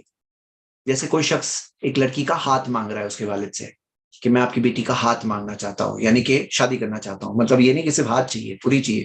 ہاں، تو پارٹ ریفر کیا جاتا ہے فل کے لیے، ایسا ہوتا ہے لینگویج میں. تو اسی طرح یہاں پہ فقرؤ ما تیسر من القرآن، تو وہ کیا امام ابن کثیر یہ پوائنٹ آؤٹ کر رہے ہیں کہ اللہ تعالیٰ نے قرات کا استعمال کیا ہے نماز کے لیے کہ جتنا آسان ہو اتنا پڑھو. تو جیسے فار ایگزامپل وہ ایک مثال دے رہے ہیں کہ جیسے ولا تجہر بصلاتک، کہ اپنی نماز میں زور سے مت پڑھو. مطلب نماز کہا گیا ہے وہ قرات کے لیے ہے، انٹرچینجبل یوز کیا ہے. فل کا استعمال کبھی پارٹ کے لیے ہوتا ہے، کبھی پارٹ کا استعمال فل کے لیے ہوتا ہے. تو وہ اس کی مثال بتا رہے ہیں کہ فقرؤ ما تیسر من القرآن سے قرآن یہ کہ جتنا تم آسانی سے کر سکتے ہو، نماز بھی جو آسانی سے پڑھ سکتے ہو وہ پڑھو. مطلب رات کی نماز کے اندر جو ایک تھا معاملہ کہ آدھا پڑھو یا اس سے کم یا اس سے کچھ زیادہ، اس کے اندر اللہ تعالیٰ نے ایز کر دی. یہ 1 سال ان کا ٹریننگ کا سال تھا جس کے اندر ان کو رات میں نماز وہ صحابہ اکرام ارلی صحابہ نے پڑھے، اور ان کے اندر ان کے بھی پاؤں سوج جانے تک پڑھے. لیکن اس کے بعد ان کے لیے ایک آسانی کی گئی، اور اس میں ہم سب کو کے لیے کمپلسری نہیں ہے، ہمارے لیے ریکمینڈڈ ہے، ابھارا گیا ہمیں کہ ہم کریں. پھر کہا گیا فقرؤ ما تیسر من القرآن، پڑھو جو آسان ہو تمہارے لیے قرآن میں سے. اس میں ایک بات یہ بھی ہے کہ قرآن میں اب مان لو آپ کے لیے کیا آسان ہے، آپ کے لیے فلاں سورہ پڑھنا آسان ہے، کسی اور کے لیے فلاں آسان ہے. اب یہ چیز تو تب آدمی کر سکتا ہے جب اسے قرآن اتنا پتا ہو، تو وہ آسانی سے جو حصہ آسان ہو پڑھے گا. اور اس میں رات میں قیام اللیل میں اگر ایک شخص چاہتا ہے کہ پوری طرح سے اس کا فیل کرے، تو اسے قرآن زیادہ پتا ہے تو کر پائے گا. ہاں، قرآن زیادہ پتا ہے تو کر پائے گا. میں آپ کو یہ بھی بات بتا دوں کہ ایک ایسی مثال بھی ہے جس کے اندر عائشہ رضی اللہ عنہا اپنے غلام کے پیچھے نماز وہ بھی پڑھتی ہیں، اور صحابہ اور تابعین جو بعض تھے وہ بھی اس کے پیچھے نماز پڑھتے ہیں. وہ غلام قرآن دیکھ کر پڑھا تھا، صحیح بخاری میں حدیث موجود ہے یہ. تو فقرؤ ما تیسر من القرآن، پڑھو جو تمہارے لیے آسان ہو قرآن میں سے. مطلب کوئی اگر رات میں قیام اللیل کرنا چاہتا ہے، بہت زیادہ قرآن یاد نہیں ہے، تو دیکھ کے پڑھنے میں کچھ سنتیں مائنس ہوتی ہیں، جیسے سجدے کی جگہ پہ دیکھنا چاہیے، یا سیدھا ہاتھ بائیں ہاتھ پہ ہونا چاہیے. ہاتھ میں مصحف ہوگا تو کچھ نہ کچھ، یا موبائل آپ رکھیں گے اگر قرآن اس میں سے دیکھ کے پڑھ رہے ہیں تو کچھ نہ کچھ ایکشن زیادہ ہوتے ہیں، لیکن پھر بھی وہ نماز پھر بھی ہو سکتی ہے. میں آپ سب کو ابھار رہا ہوں، یہ طریقہ بتا رہا ہوں کس طرح سے ایک لمبا قیام اللیل کر سکتے ہیں. فقرؤ ما تیسر من القرآن، جو آسان ہو قرآن میں سے وہ پڑھو. ہاں، تو یہ بات ہم دیکھ رہے ہیں، جتنی نماز آسان ہو پڑھو، تو زیادہ کریں گے ہمارا ہی فائدہ ہے. علم ان سیکون منکم مرضی، اب میں آپ کو یہ بات بتا دوں کہ اللہ جانتا ہے، اللہ جانتا ہے، علم ان سیکون منکم مرضی، کہ آپ میں مرضی مریض بھی ہیں، وآخرون یضربون فی الارض، اور ایسے بھی لوگ ہیں جو زمین میں سفر میں ہے یبتغون من فضل اللہ، اللہ کا فضل طلب کرتے ہوئے، بزنس کے لیے، تجارت کے لیے ٹریول کر رہے ہیں، فی الارض یبتغون من فضل اللہ، یعنی کچھ ہے بیمار، کچھ لوگ سفر پر ہے، وآخرون یقاتلون فی سبیل اللہ، اور دوسرے ہیں جو قتال کر رہے ہیں اللہ کے راستے میں. 3 قسم کے لوگوں کو ذکر کیا گیا. اللہ جانتا ہے، یعنی ان لوگوں کے لیے تو ڈیفیکلٹ ہے، جو مریض ہو، زمین میں سفر میں ہے، تجارت بزنس کے چکر میں، اور کچھ لوگ ہیں جو اللہ کے راستے میں قتال کرنے میں سفر میں ہے، یعنی کہ وار، اور آپ جانتے ہیں کہ جائز جہاد کے لیے، جو جائز وارفیئر کے لیے، جو آپ جانتے ہیں کہ ایک انڈر ان اسلامک، ایک ٹرولی اسلامک اسٹیٹ کے انڈر میں ہوتا ہے اجازت کے ساتھ، اور اس کے اندر بھی اپنے بہت سارے رولز ہیں، اسلامک گائیڈ لائنز ہیں، کہ جس کے اندر وہ بھی خیر ہے لوگوں کو ظلم سے بچانے کے لیے. تو اللہ تعالیٰ نے فرمایا پھر ایک بار فقرؤ ما تیسر من، کہ تو پڑھو جو تمہارے لیے آسان ہو. اس میں غور کرنے والی بات کیا ہے، یہاں پہ فقرؤ جو ہے یہ جمع کا صیغہ ہے، پلورل ہے، یعنی کہ یہ پوری کمیونٹی کو کہا جا رہا ہے. یہ دونوں جگہوں پر جو ہے فقرؤ جو ہے یہ پوری کمیونٹی کو کہا جا رہا ہے، یعنی صرف محمد صلی اللہ علیہ وسلم سے نہیں کہا جا رہا ہے، سب کے لیے کہا جا رہا ہے. اور پھر اللہ تعالیٰ نے فرمایا وَأَقِیمُوا الصَّلَاةَ، نماز قائم کرو. ارے ابھی تو نماز کی بات ہو رہی تھی، وہ تو قیام اللیل تھا نا، رات کی نماز، لیکن اللہ تعالیٰ نے فرمایا نماز قائم کرو. اس سے یہ بھی ایک بات ملتی ہے کہ ایسا نہ ہو کہ وہ نفل پڑھنے میں تم اپنے فرض کو چھوڑ رہے ہو. جیسے بعض اوقات رمضان میں خاص طور سے دیکھ سکتے ہیں کہ کچھ لوگ ہیں جو تراویح تو پڑھتے ہیں لیکن بعد میں دوسری فرض نمازوں میں غائب ہوتے ہیں. ایسا نہیں ہونا چاہیے، یعنی کہ فرض تو کمپلسری پہلے ہوگا، اس کے بعد نفل آتا ہے. یعنی نوافل جو ہے، جو بھی نان کمپلسری وہ اس کے بعد ہے، لیکن ریکمینڈڈ بھلے یہ فرض نہیں مس ہونا چاہیے. وَأَقِیمُوا الصَّلَاةَ، نماز قائم کرو. وَآتُوا الزَّکَاةَ، زکات دو. اب یہاں پہ میں آپ کو یہاں پہ میں رکتا ہوں اور ایک بات بتا دیتا ہوں. اس بارے میں ایکچولی علماء میں 2 ویوز ہے. ایک ویو یہ ہے کہ یہ پوری کی پوری مکی آیت ہے، یعنی فل سورہ مکی ہے، یہ ایک ویو ہے جس کے اندر یہ بتایا جا رہا ہے.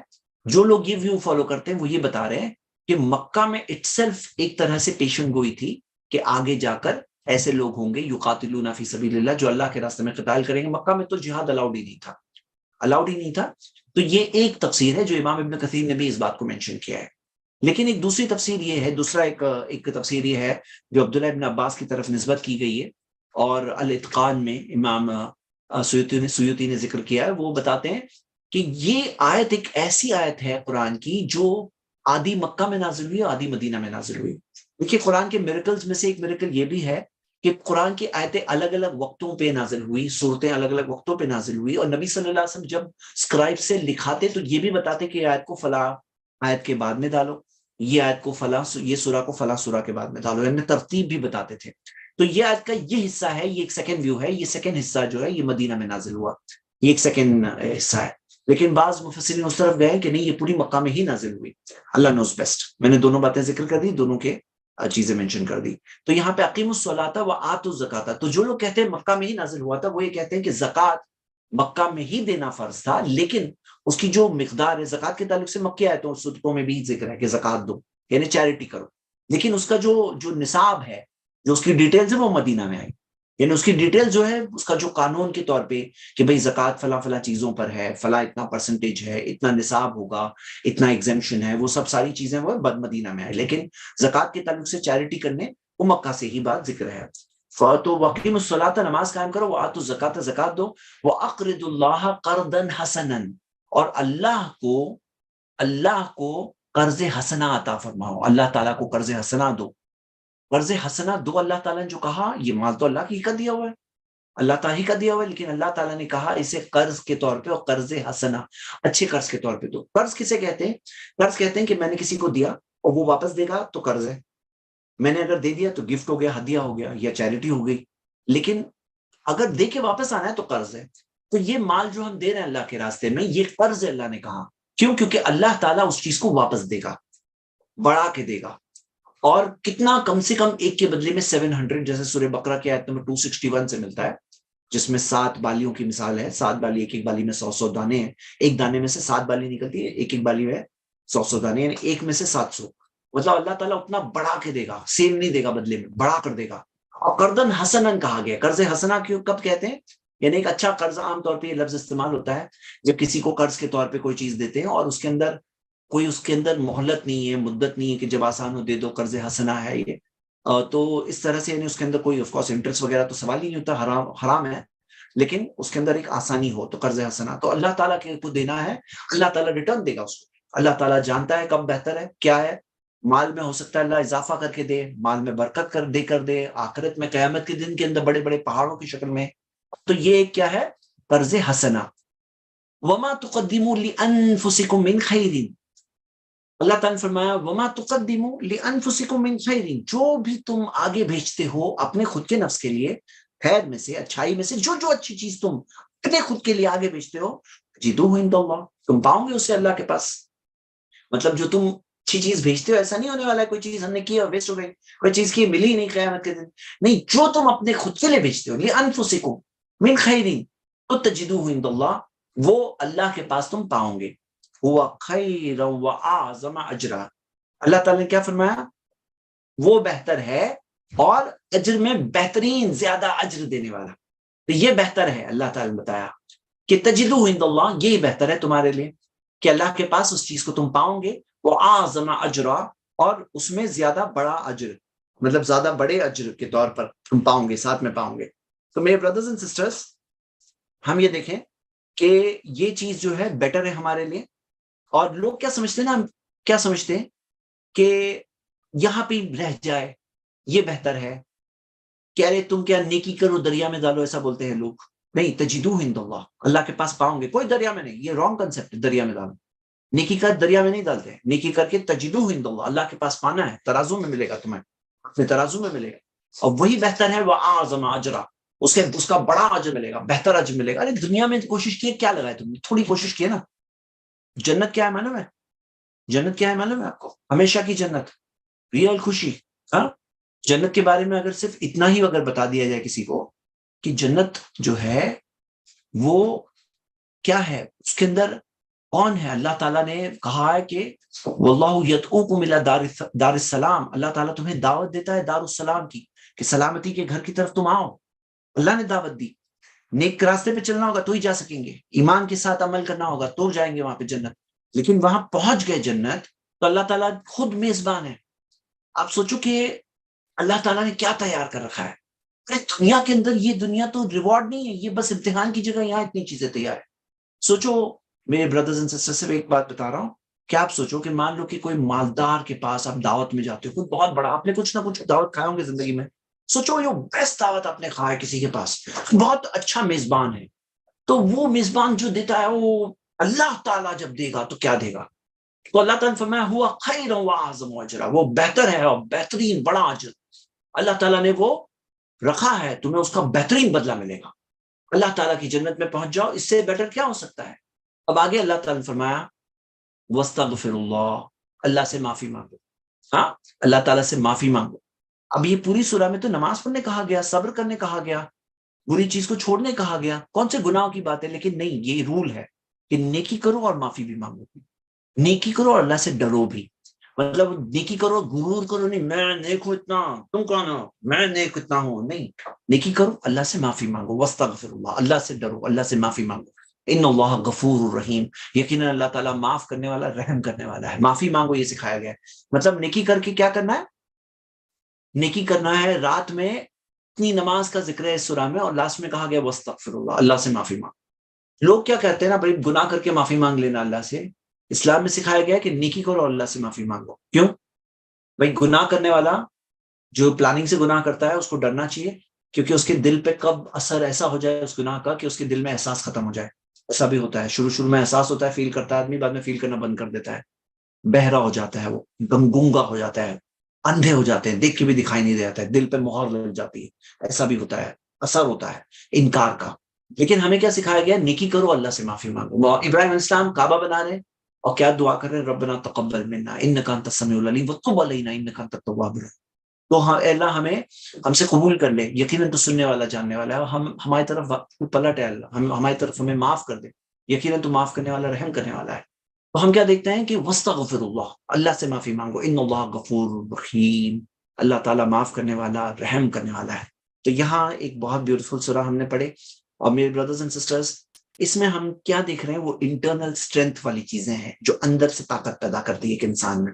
ساری چیزیں وہی ہے پوری سورہ کے اندر ویسے ٹیچ کیا گیا ہے. ساری وہ کوالٹیز آپ دیکھیے. رات میں قیام اللیل کا خاص تاکید ہے، اور ساتھ میں کیا ہے کہ انہیں معاف کر دو، صبر کرو، اللہ تعالیٰ کا وعدہ سچا ہے.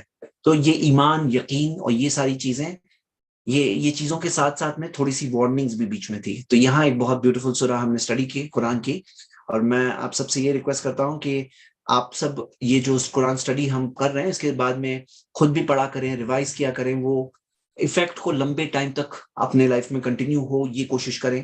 اور جب بھی قرآن کے اندر یہ سورہ پھر سنیں، نماز میں سنیں، آپ امام کے پیچھے نماز پڑھ رہے ہیں، امام صاحب سورہ مزمل پڑھ رہے ہیں، تو وہ چیز کو فیل کریں. چلیے یہاں پہ ہم نے یہ فنش کیا اسٹڈی. اب آپ کو کوئی بھی سوال اگر اس سورہ کے تعلق سے پوچھنا ہے تو آپ پوچھ سکتے ہیں انشاءاللہ.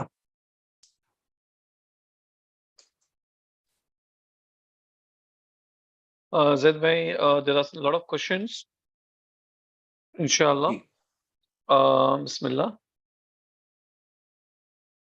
کوشچن یہ ہے کہ اگر قیامت آگے ہونے والی ہے تو اسراء والمعراج میں رسول اللہ صلی اللہ علیہ وسلم دیگر انبیاء کو کیسے ملے، اور وہ جنت میں یا جہنم میں کیسے گئے؟ تو اللہ کے رسول صلی اللہ علیہ وسلم نے جو نبیوں سے ملاقات کی تو ہم دیکھتے ہیں کہ اللہ تعالیٰ قادر ہے. نبی بھی برزخ میں تھے، وہ سب برزخ میں تھے. نبی صلی اللہ علیہ وسلم یہاں لیونگ تھے. میریکل اسی کو کہتے ہیں. اگر نارمل بات ہے تو کوئی میریکل کی بات نہیں. میں آپ سے ملنے آیا، شکیل بھائی یہاں پہ آیا انڈیا میں ملے تھے مجھ سے، کوئی بڑی بات ہی نہیں. میریکل اسے کہتے ہیں جو چیز نارمل سے ہٹ کر ہو. تو وہ معراج کا جو سفر تھا وہ اس میں میراکلس جرنی تھی، اور میراکلس جرنی میں یہ بات ہمیں ملتی ہے. اب جنت و جہنم کیسے دیکھا؟ تو جنت و جہنم میں ابھی تک کوئی گیا نہیں، لیکن آگے کے منظر دکھانا اللہ کے لیے ممکن ہے تاکہ انسانوں کے لیے وارننگ ہو جائے، انسانوں کے لیے ایک بچنے کے لیے ایک تنبیہ ہو جائے، نصیحت ہو جائے. جیسے آیا نا کہ یہ تو ایک میسج ہے، تو میسج کے طور پر تو ہم دیکھتے ہیں کہ قرآن میں کئی جگہوں پر جنت کے مناظر بیان ہے، جہنم کے بارے میں ذکر ہے، جنتی آپس میں بات کریں گے، یہ سب ذکر ہے. تو یہ سب چیزیں ابھی ہوئی نہیں ہیں، کریں گے. لیکن اللہ جانتا ہے، اللہ کا علم پرفیکٹ ہے، اور اللہ تعالیٰ نے اپنے علم کی بنیاد پر یہ چیزیں ذکر کی ہے قرآن میں، تاکہ ہم سب اس بات کو جان کر اس مطابق اپنی لائف گزاریں. زندگی کے اندر دھوکے بہت سارے ہیں، یہاں پہ ڈیلیوژنز بہت سارے ہیں، دنیا کے اندر بہت سارے ٹیسٹ والے، امتحان والی چیزیں ہیں جو پھسلانے کے لیے بہت ہے انسان کو، تاکہ انسان کو آگے کی بات جب پتا ہوتی ہے نا تو اس سے اسٹرینتھ پیدا ہوتی ہے، اس سے اسٹرینتھ پیدا ہوتی ہے. مثال دیتا ہوں کہ دنیاوی مثال ہے. ایک انسان ایگزام میں پاس نہیں ہوا، ایگزام میں بیٹھ رہا ہے، ٹیچر اسے کہتے ہیں کہ دیکھو تم ایگزام میں پاس ہو جاؤ گے نا تو پھر تم یہ کر پاؤں گے، وہ کر پاؤں گے. اب وہ ٹیچر ایک منظر کھینچ رہا ہے، ایک مائنڈ میں سین کھینچ رہا ہے اس اسٹوڈنٹ کے سامنے. ہاں کہ یہ ہوگا، تم اگر 10th میں اچھا پرسنٹیج آ گیا تو تمہیں اچھی کالجز میں ایڈمیشن مل جائے گا، اچھی جگہ پہ ایڈمیشن ملے گا، پھر تم اچھا کریئر اپنے ڈیولپ کر سکتے ہو. ایک سین بتایا جا رہا ہے. تو ہم دیکھتے ہیں اللہ تعالیٰ نے ہمیں وہ سینز کی یقینی لیول بتایا، کیونکہ اللہ تعالیٰ سب چیز کا علم رکھتا ہے، اس میں کوئی بڑی بات نہیں، اس کے لیے اللہ کے لیے کوئی مشکل نہیں ہے. ہاں جی. اچھا ایک سوال یہ ہے، کیا سورہ یہ جو 20 نمبر کی آیت ہے قرآن کی لانگسٹ آیت ہے؟ نہیں، یہ سورہ کی لانگسٹ آیت ہے. میں نے بتایا قرآن کی لانگسٹ آیت سورہ بقرہ کی آیت نمبر 282 ہے. جی جی. جو اسٹوڈنٹس اپنے ہاتھ اٹھا رہے بس کوشش کرے، یا پھر پلیز میک شیور دیٹ کہ آپ ہے نا آج کے سورہ سے ریلیٹڈ آج جو ڈسکس کیا گیا اس سے ریلیٹڈ کوشچن پوچھے. اگر دوسرے کوشچن ہے تو پلیز اپنے ہاتھ نیچے رکھ دے، ہم اس کے لیے ڈر رہے کہ کس کو انمیوٹ کرے. رہی بات ایک موضوع سے ریلیٹڈ کوشچن، تو زید بھائی آپ نے بتایا کہ قیام اللیل میں قرآن ہاتھ میں لے کر پڑھے، لیکن رکوع اور سجدے میں جاتے وقت کیا کریں؟ رکوع اور سجدے میں کوئی چیز پہ رکھنا پڑے گا، obviously زمین پہ رکھنا ہوگا، یا کوئی سائڈ پہ ٹیبل ہو وہاں رکھنا ہوگا، یا اگر موبائل ہے جیب میں واپس ڈالنا ہوگا پھر نکالنا ہوگا. تو یہ بھی ایک ایڈیشنل ایکشنز ہیں جو ہوتے ہیں نماز میں. تو اس لیے بعض اسکالرز یہ پریفر کرتے ہیں کہ آپ کو جتنا قرآن یاد ہے آپ وہ پڑھو تاکہ یہ ایڈیشنل ایکشنز نہ ہو. لیکن یہ بات یاد رکھیے کہ ایڈیشنل ایکشن سے وہ ثواب بھلے ہی کم ہوتا ہے، لیکن آپ کا الگ تلاوت کرنے کا ایک ثواب آپ کا بڑھتا ہے. تو ایک بینیفٹ ایک نقصان ہے. تو اسی وجہ سے قیام اللیل کے اندر یہ کرنا ثابت ہے. ہاں فرض نمازوں کے بارے میں نہیں جانتا، قیام اللیل کے اندر یہ کرنا ثابت ہے. اور زد ابھی سٹینڈز بھی آگے، بڑے بڑے لمبے لمبے سٹینڈز بھی آگے جس میں قرآن سامنے رکھ کے پڑھ سکتے ہیں، اگر آپ اپنے ہاتھ بھی باندھ سکتے ہیں، لیکن وہ سجود میں جاتے ہیں تو ہم نیچے سے جا سکتے ہیں اس کے نیچے سے. اچھا مجھے نہیں پتا ہے. سسٹر نورجہاں آپ کو انمیوٹ کیا گیا ہے، پلیز موضوع سے ریلیٹڈ، آج کی موضوع سے ریلیٹڈ. السلام علیکم ورحمۃ اللہ وبرکاتہ. وعلیکم السلام ورحمۃ اللہ وبرکاتہ. یہ ہم جو قیام اللیل تہجد پڑھتے تو ہم رات کے عشاء کے بعد بھی پڑھ سکتے ہیں اور رات کے کوئی بھی حصے کے ساتھ پڑھ سکتے ہیں نا اس کو. اور کیا قیام اللیل کے لیے اگر ہم سو کر اٹھ کر پڑھنے کا ارادہ رکھتے تو ہم کو وتر باقی رکھنا پڑے گی؟ کہ دو سوال ہے قیام اللیل کے تعلق سے. تو سسٹر قیام بولے اللیل کے رات کی اندر آخری نماز ہے نا وتر، رات جی کی آخری نمازوں میں سے نماز ہے، تو جی کیا اس جی کو ٹھیک ہم کو جی بہن وہ آنسر دے رہے ہیں، وہی سمجھ صحیح گیا میں اس آپ کا کا سوال. جی تو سسٹر آپ کا جو سوال ہے میں آپ سے سوال بتا رہا ہوں، آپ کو بتا رہا ہوں کہ بعض لوگ اس میں یہ کہتے ہیں کہ سو کے اٹھنا کمپلسری ہے. تو یہ بات ایکچولی نہیں صحیح ہے، کہیں بھی کوئی آیت سے ثابت نہیں ہے، نہ کسی حدیث میں ہے کہ جس کے اندر آتا ہے کہ سو کر اٹھنا ضروری ہے قیام اللیل کے لیے. ایسا نہیں ہے، نمبر 1. نمبر 2 یہ کہ آپ جانتے ہیں کہ رمضان میں جو راتیں ہم جاگتے ہیں فل رات، تو اس میں تو سوتے ہی نہیں ہے نا، فل رات جاگنا ہے. تو سو کے اٹھنا کمپلسری نہیں ہے، سو کے اٹھے بغیر بھی ایک شخص قیام اللیل کر سکتا ہے. اور تیسری بات اس میں یہ کہ وطر جو ہم پڑھتے ہیں نا، وطر وہ عشاء کی نماز کا حصہ نہیں، وہ قیام اللیل کا حصہ ہے، رات کی نماز کا حصہ ہے. تو وطر جو لوگ سب لوگ جانتے ہیں کہ عشاء کے بعد لوگ وطر پڑھ لیتے ہیں، تو اس سے پتا چلتا ہے کہ سو کے اٹھنا ضروری نہیں ہے. نہیں تو ایسا ہوتا تو لوگ بولتے ہیں سو کے اٹھ کے وطر پڑھنا پڑے گا، ایسا تو ہے نہیں. دوسری بات یہ کہ کیا رات کے پہلے حصے میں تو نصف لیل کے بعد میں، نصف لیل کے قریب سے وقت ہوتا ہے، اور کیا عشاء کے فوراً بعد آدمی قیام اللیل پڑھ سکتا ہے؟ تو عشاء کے اندر ہم دیکھتے ہیں کہ نصف لیل تک عشاء کی نماز کا وقت ہوتا ہے، مڈ نائٹ تک. اور یہ اس کے بعد میں ہم دیکھتے ہیں عام طور پہ کہا جاتا ہے کہ رات کی نماز تو جتنا لیٹ ہوگی تو اتنا لیٹ جو ہے اس کا معاملہ ہے. عشاء کی نماز کے فوراً بعد کیا پڑھی جا سکتی ہے نماز قیام اللیل؟ کیا عشاء کے فوراً بعد سپوز 9-10 بجے کوئی اگر شخص پڑھ رہا ہے تو کیا مناسب ہے؟ مجھے اس بارے میں چیک کرنا پڑے گا. لیکن یہ بات تو پکا ہے کہ بیسٹ حصہ اس کا رات کا آخری 1/3 جو ہے، لاسٹ 1/3 جو ہے، وہ اس کا بیسٹ حصہ ہے. ہاں تو جی زید بھائی تراوی پڑھتے ہیں نا، عشاء کے بعد نہیں پڑھتے امیڈیٹلی. اچھا تو کیا آپ عشاء کے بعد پڑھتے ہیں؟ رائٹ، بہت اچھی دلیل شکیل بھائی نے بتایا. جی تو پڑھ سکتے ہیں، جیسے کہ ہم رمضان کی مثال سے دیکھتے ہیں، اور تراویح کی نماز جو ہے نا وہ اس کا ہی حصہ ہے، قیام اللیل کا ہی حصہ ہے. تو اس کے فوراً بعد پڑھتے ہیں، بالکل صحیح، جزاک اللہ خیر. اب یہاں پہ یہ سوال ہے کہ کیا وطر آخری نماز کے لیے بچا کے رکھنا ہوگا؟ تو اس بارے میں آپ کو حدیث ملے گی جس کے اندر آتا ہے کہ جسے یہ لگتا ہے کہ وہ سو جائے گا اور اس کا وہ اٹھ نہیں پائے گا، تو پھر اس سے چاہیے کہ وہ وطر پہلے پڑھ لے. اور جسے یہ امید ہے کہ وہ اٹھے گا، وہ وطر قیام اللیل پڑھنے کے بعد، تراویح یہ قیام اللیل کی نماز پڑھنے کے بعد، پھر اس کے بعد میں وہ وطر آخر میں پڑھے. تو وطر کو آخری نماز بناؤ، یہ بہتر ہے، اس میں کوئی شک نہیں، کوئی شک نہیں. اب اگر کسی نے یہ امید نہیں تھی کہ میں اٹھ پاؤں گا اور اس نے وطر اپنی پڑھ لی لیکن اٹھ گیا، پڑھنا چاہتا ہے، تو وطر تو پڑھ چکا ہے، پھر کیا کرے؟ تو ہم دیکھتے ہیں نبی صلی اللہ علیہ وسلم نے وطر کی نماز کے بعد بھی 2 رکعت نماز پڑھی ہے. پتہ کیا چلا کہ جو فرمایا کہ وطر کی نماز کو آخری نماز بناؤ، تو اس کے اندر یہ ہے کہ بہتر ہے، لیکن اس کے بعد بھی گنجائش ہے. یعنی کوئی چیز ہوتے ہیں کمانڈ جو نبی صلی اللہ علیہ وسلم کے ہوتے ہیں، کچھ ہوتے ہیں جو کمپلسری کے طور پہ ہوتے ہیں، کچھ ہوتے ہیں جو یہ بہتر ہے اس اعتبار سے. تو اسی وجہ سے بعض علماء اس طرف گئے ہیں، وہ کہتے ہیں کہ یہ وہ کمپلسری نہیں کے طور پہ نہیں ہے کہ آخری ہی بناؤ، یہ گنجائش بھی ہے کہ اگر آپ اٹھ گئے ہو تو جس طرح نبی صلی اللہ علیہ وسلم نے وطر کی نماز کے بعد 2 رکعت پڑھ کے اپنے اس رول کے تعلق سے خود کے عمل سے بتایا کہ یہ اس طرح سے کمپلسری کے طور پر نہیں ہے، یہ ایک بہتر اور ریکمنڈیشن کے طور پر ہے، بہتر کے طور پر ہے. کیونکہ اگر جیسے مثال کے طور پر میں شکیل بھائی کو کہوں کہ شکیل بھائی آپ کلاس کو 15 منٹ پہلے شروع کرو، ہاں ابھی میں نے کہا شروع کرو، اب کس اعتبار سے کہا؟ یہ کمانڈ کے طور پہ کہا یا بیٹر ہے کہ کرو؟ تو یہ دونوں انٹینشن ہو سکتے ہیں. ہاں تو ہم دیکھتے ہیں کہ کوئی حکم کے اندر ایسی بات جو ہم دوسرے دلائل دیکھ کر سمجھتے ہیں کہ یہ چیز ریکمنڈیشن کے طور پر ہے، تو وہ بات زیادہ مضبوط دکھ رہی ہے کہ یہ جو آخری بناؤ یہ بہتر کے اعتبار سے ہے. لیکن خود نبی صلی اللہ علیہ وسلم کا کیونکہ عمل ہے کہ انہوں نے پڑھے ہیں وطر کے بعد بھی نماز، اور ثابت ہے، صحیح بخاری مسلم کی حدیث ہے، تو اس وجہ سے کوئی اگر پڑھے تو کوئی غلط نہیں ہے. تو اگر آپ کی آنکھ کھل گئی، آپ پڑھنا چاہتے ہو پڑھ لو، لیکن بہتر کیا ہے کہ آپ کو پتا ہے کہ آپ اٹھنے والے ہو، تو وطر کو لاسٹ نماز بناؤ. اللہ عالم. زید بھائی لیکن میں یہ I don't سمجھتا ہوں know. کہ آپ قرآن کی سورہ کی اسٹڈی پہ فوکس رہے. یہ تراویح اور قیام اللیل کا ٹاپک ہمارا نہیں ہے، ہمارا ٹاپک ہے میں ابھی وہی کہنے آتا کہ somehow I have a feeling کہ ابھی یہ وہی بننے والا ہے. تو سوال میرے پھر اس بھائی طرف چلے بہنوں جاتے ہیں اور پھر یہ فقہی فقہ کی کلاس بن جاتی قرآن اسٹڈی کی کلاس سے. جی جی بالکل. آج کے سورہ میں اتنے بہترین چیزیں تھے. میرے اسٹوڈینٹس پلیز آپ اپنے کوشچنز اس پہ فوکس کریں. تو ابھی جتنے بھی کوشچنز آئے زید بھائی وہ سب اسی سے ریلیٹڈ ہے. کسی نے پوچھا ہے کہ زکم کا درخت یعنی اپنے ہی زخموں کو کھانا صحیح ہے کیا؟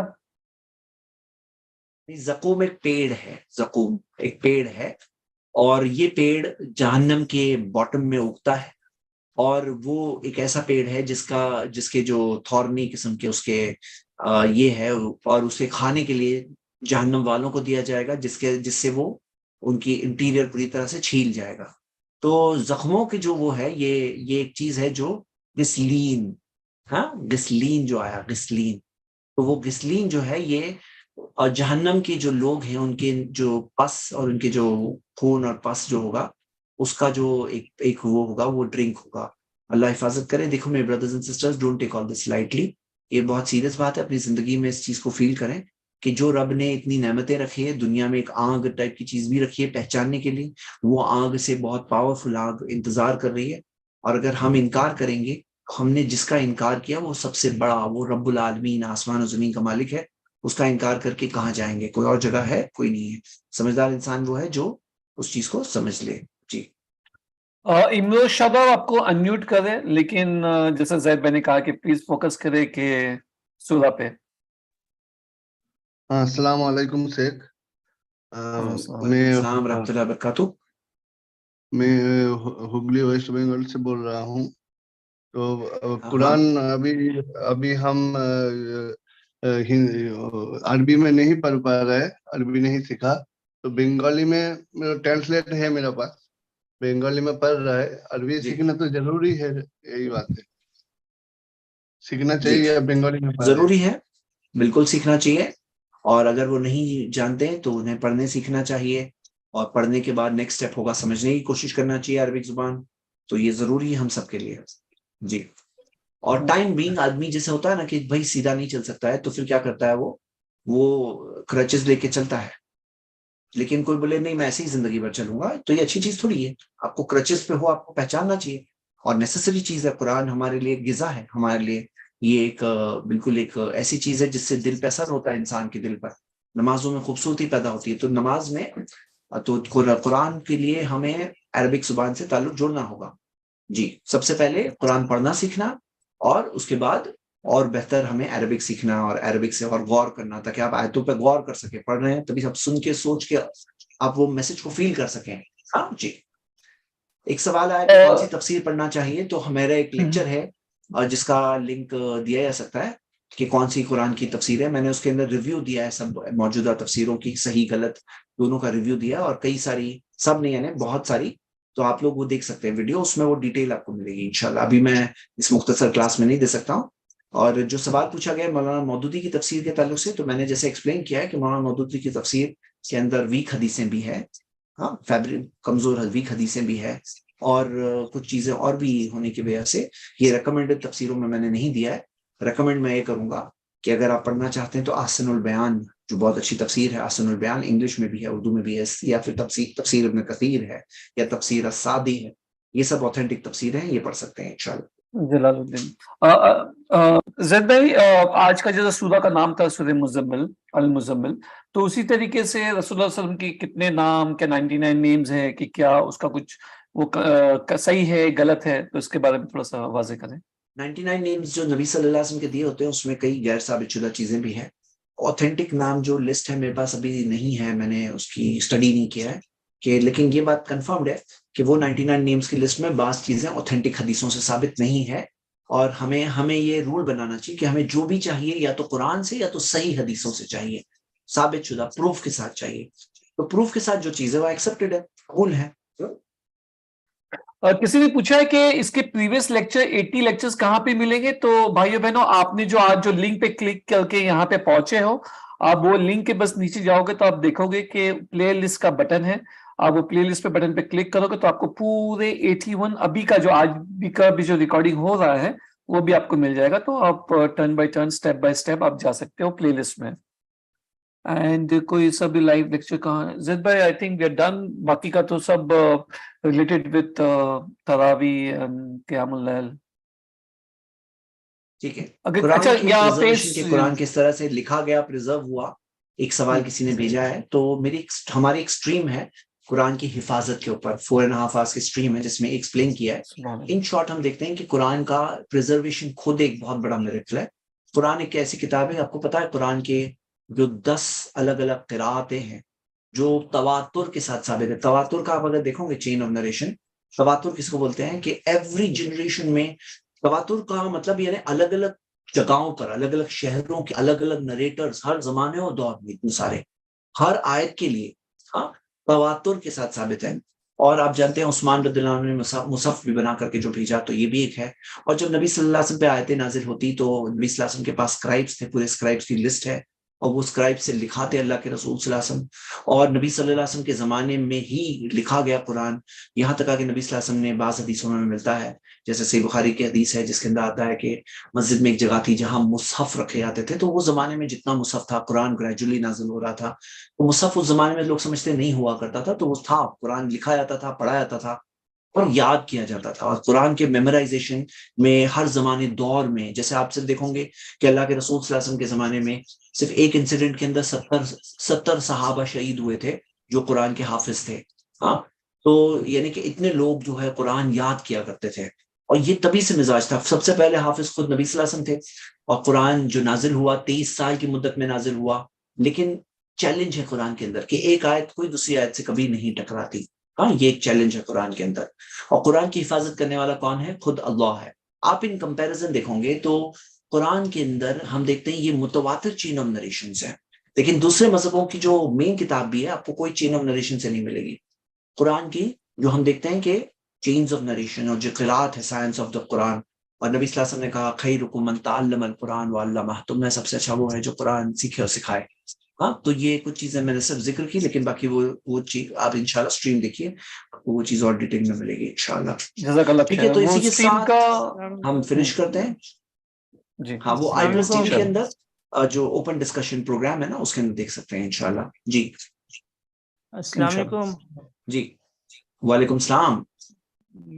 جی میں بیرکپور کولکاتہ سے بول رہا ہوں. میرا ایک سوال یہ تھا کہ اگر کوئی مان لیجیے توحید پہ ہے اور وہ مطلب بے نمازی ہے اور وہ انتقال کر جاتا ہے، تو کیا اس کے لیے دعا کر سکتے ہیں؟ ٹاپک سے ریلیٹڈ نہیں ہے، اور حقیقت میں جو بھی مسلمانوں میں شمار ہے، یاد رکھیے اس چیز کو، کوئی مسلمانوں میں شمار ہے تو اس کے لیے جنازے کی نماز پڑھنا یہ فرض کفایہ ہے. یعنی کہ ایسا فرض جو مسلمانوں میں تھوڑے لوگ تو کم سے کم کرے. ہاں، اور کچھ لوگوں نے بھی کیا تو سب کے اوپر سے فرض پورا ہو گیا. اور جنازے کی نماز میں مغفرت کی دعا بھی ہے. تو اب یہاں پر ہمیں فرق کرنا چاہیے. جیسے بعض لوگ اس میں ہوتے ہیں نا کہ تھوڑے سے کس طرح سے ہوتے ہیں کہ تشدد کے شکار ہوتے ہیں، یعنی کہ یہ سب نان مسلم ہو گیا، ایسا معاملہ سمجھتے ہیں. تو نہیں، وہ سچویشن اور حالت کے اعتبار سے. میں اس کی مثال ایک یہ دوں گا کہ اللہ کے رسول صلی اللہ علیہ وسلم کے زمانے میں جب کوئی ایسا شخص جو کوئی بعض کبیرہ گناہ کا مرتکب ہو، تو نبی صلی اللہ علیہ وسلم کہتے صلو علی صاحبکم، تمہارے ساتھی کی نماز تم لوگ پڑھاؤ، تمہارے ساتھی کی نماز تم لوگ پڑھاؤ. اللہ کے رسول صلی اللہ علیہ وسلم کہتے ہیں. پتہ کیا چلا کہ کوئی ایسی چیز بھی ہوتی ہے جس کے اندر جو بہت نیک اچھے لوگ ہیں نا، وہ لوگ ان کی جنازے کی نماز نہیں پڑھیں گے، لیکن باقی کچھ تو مسلمان پڑھیں گے. ہم انہیں نان مسلم نہیں کہہ رہے ہیں، مسلمانوں میں وہ شمار ہے. تو ایسے ہی معاملہ ہے، کیونکہ آج بہت سے لوگوں کو یہ نہیں پتا ہوتا ہے نماز کے بارے میں بھی. بہت سے لوگ سمجھتے ہیں جمعہ پڑھنا پلسری ہے، 5 وقت پڑھا تو بہت اچھا آدمی، ایسا سمجھتے ہیں، حالانکہ 5 وقت نماز پڑھنا فرض ہے.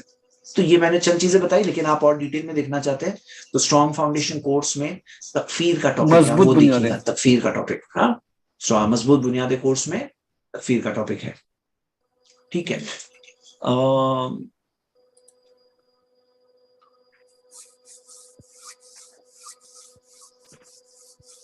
یہاں پہ یہ سوال ہے کہ کیا جنت جہنم میں لوگ پہلے سے ہیں؟ نہیں، قیامت کے دن حساب و کتاب ہوگا، اس کے بعد جائیں گے. تو جو باتیں ذکر ہے یہ آگے کے منظر ہے جو اللہ تعالیٰ نے پہلے سے بتایا ہے. آگے کے سینز ہیں جو پہلے سے ذکر ہے. اللہ کے لیے پاسبل ہے نا، اللہ کے لیے پاسبل ہے. اللہ جانتا ہے آگے کیا ہونے والا، پیچھے کیا ہے. جی ٹھیک ہے، چلیے یہیں پہ میری طرف سے ہم اینڈ کر رہے ہیں. وآخر دعوانا الحمدللہ رب العالمین. السلام علیکم. जज़ाकल्लाह खैर, बारकल्लाह फीक, बारकल्लाह फीकुम।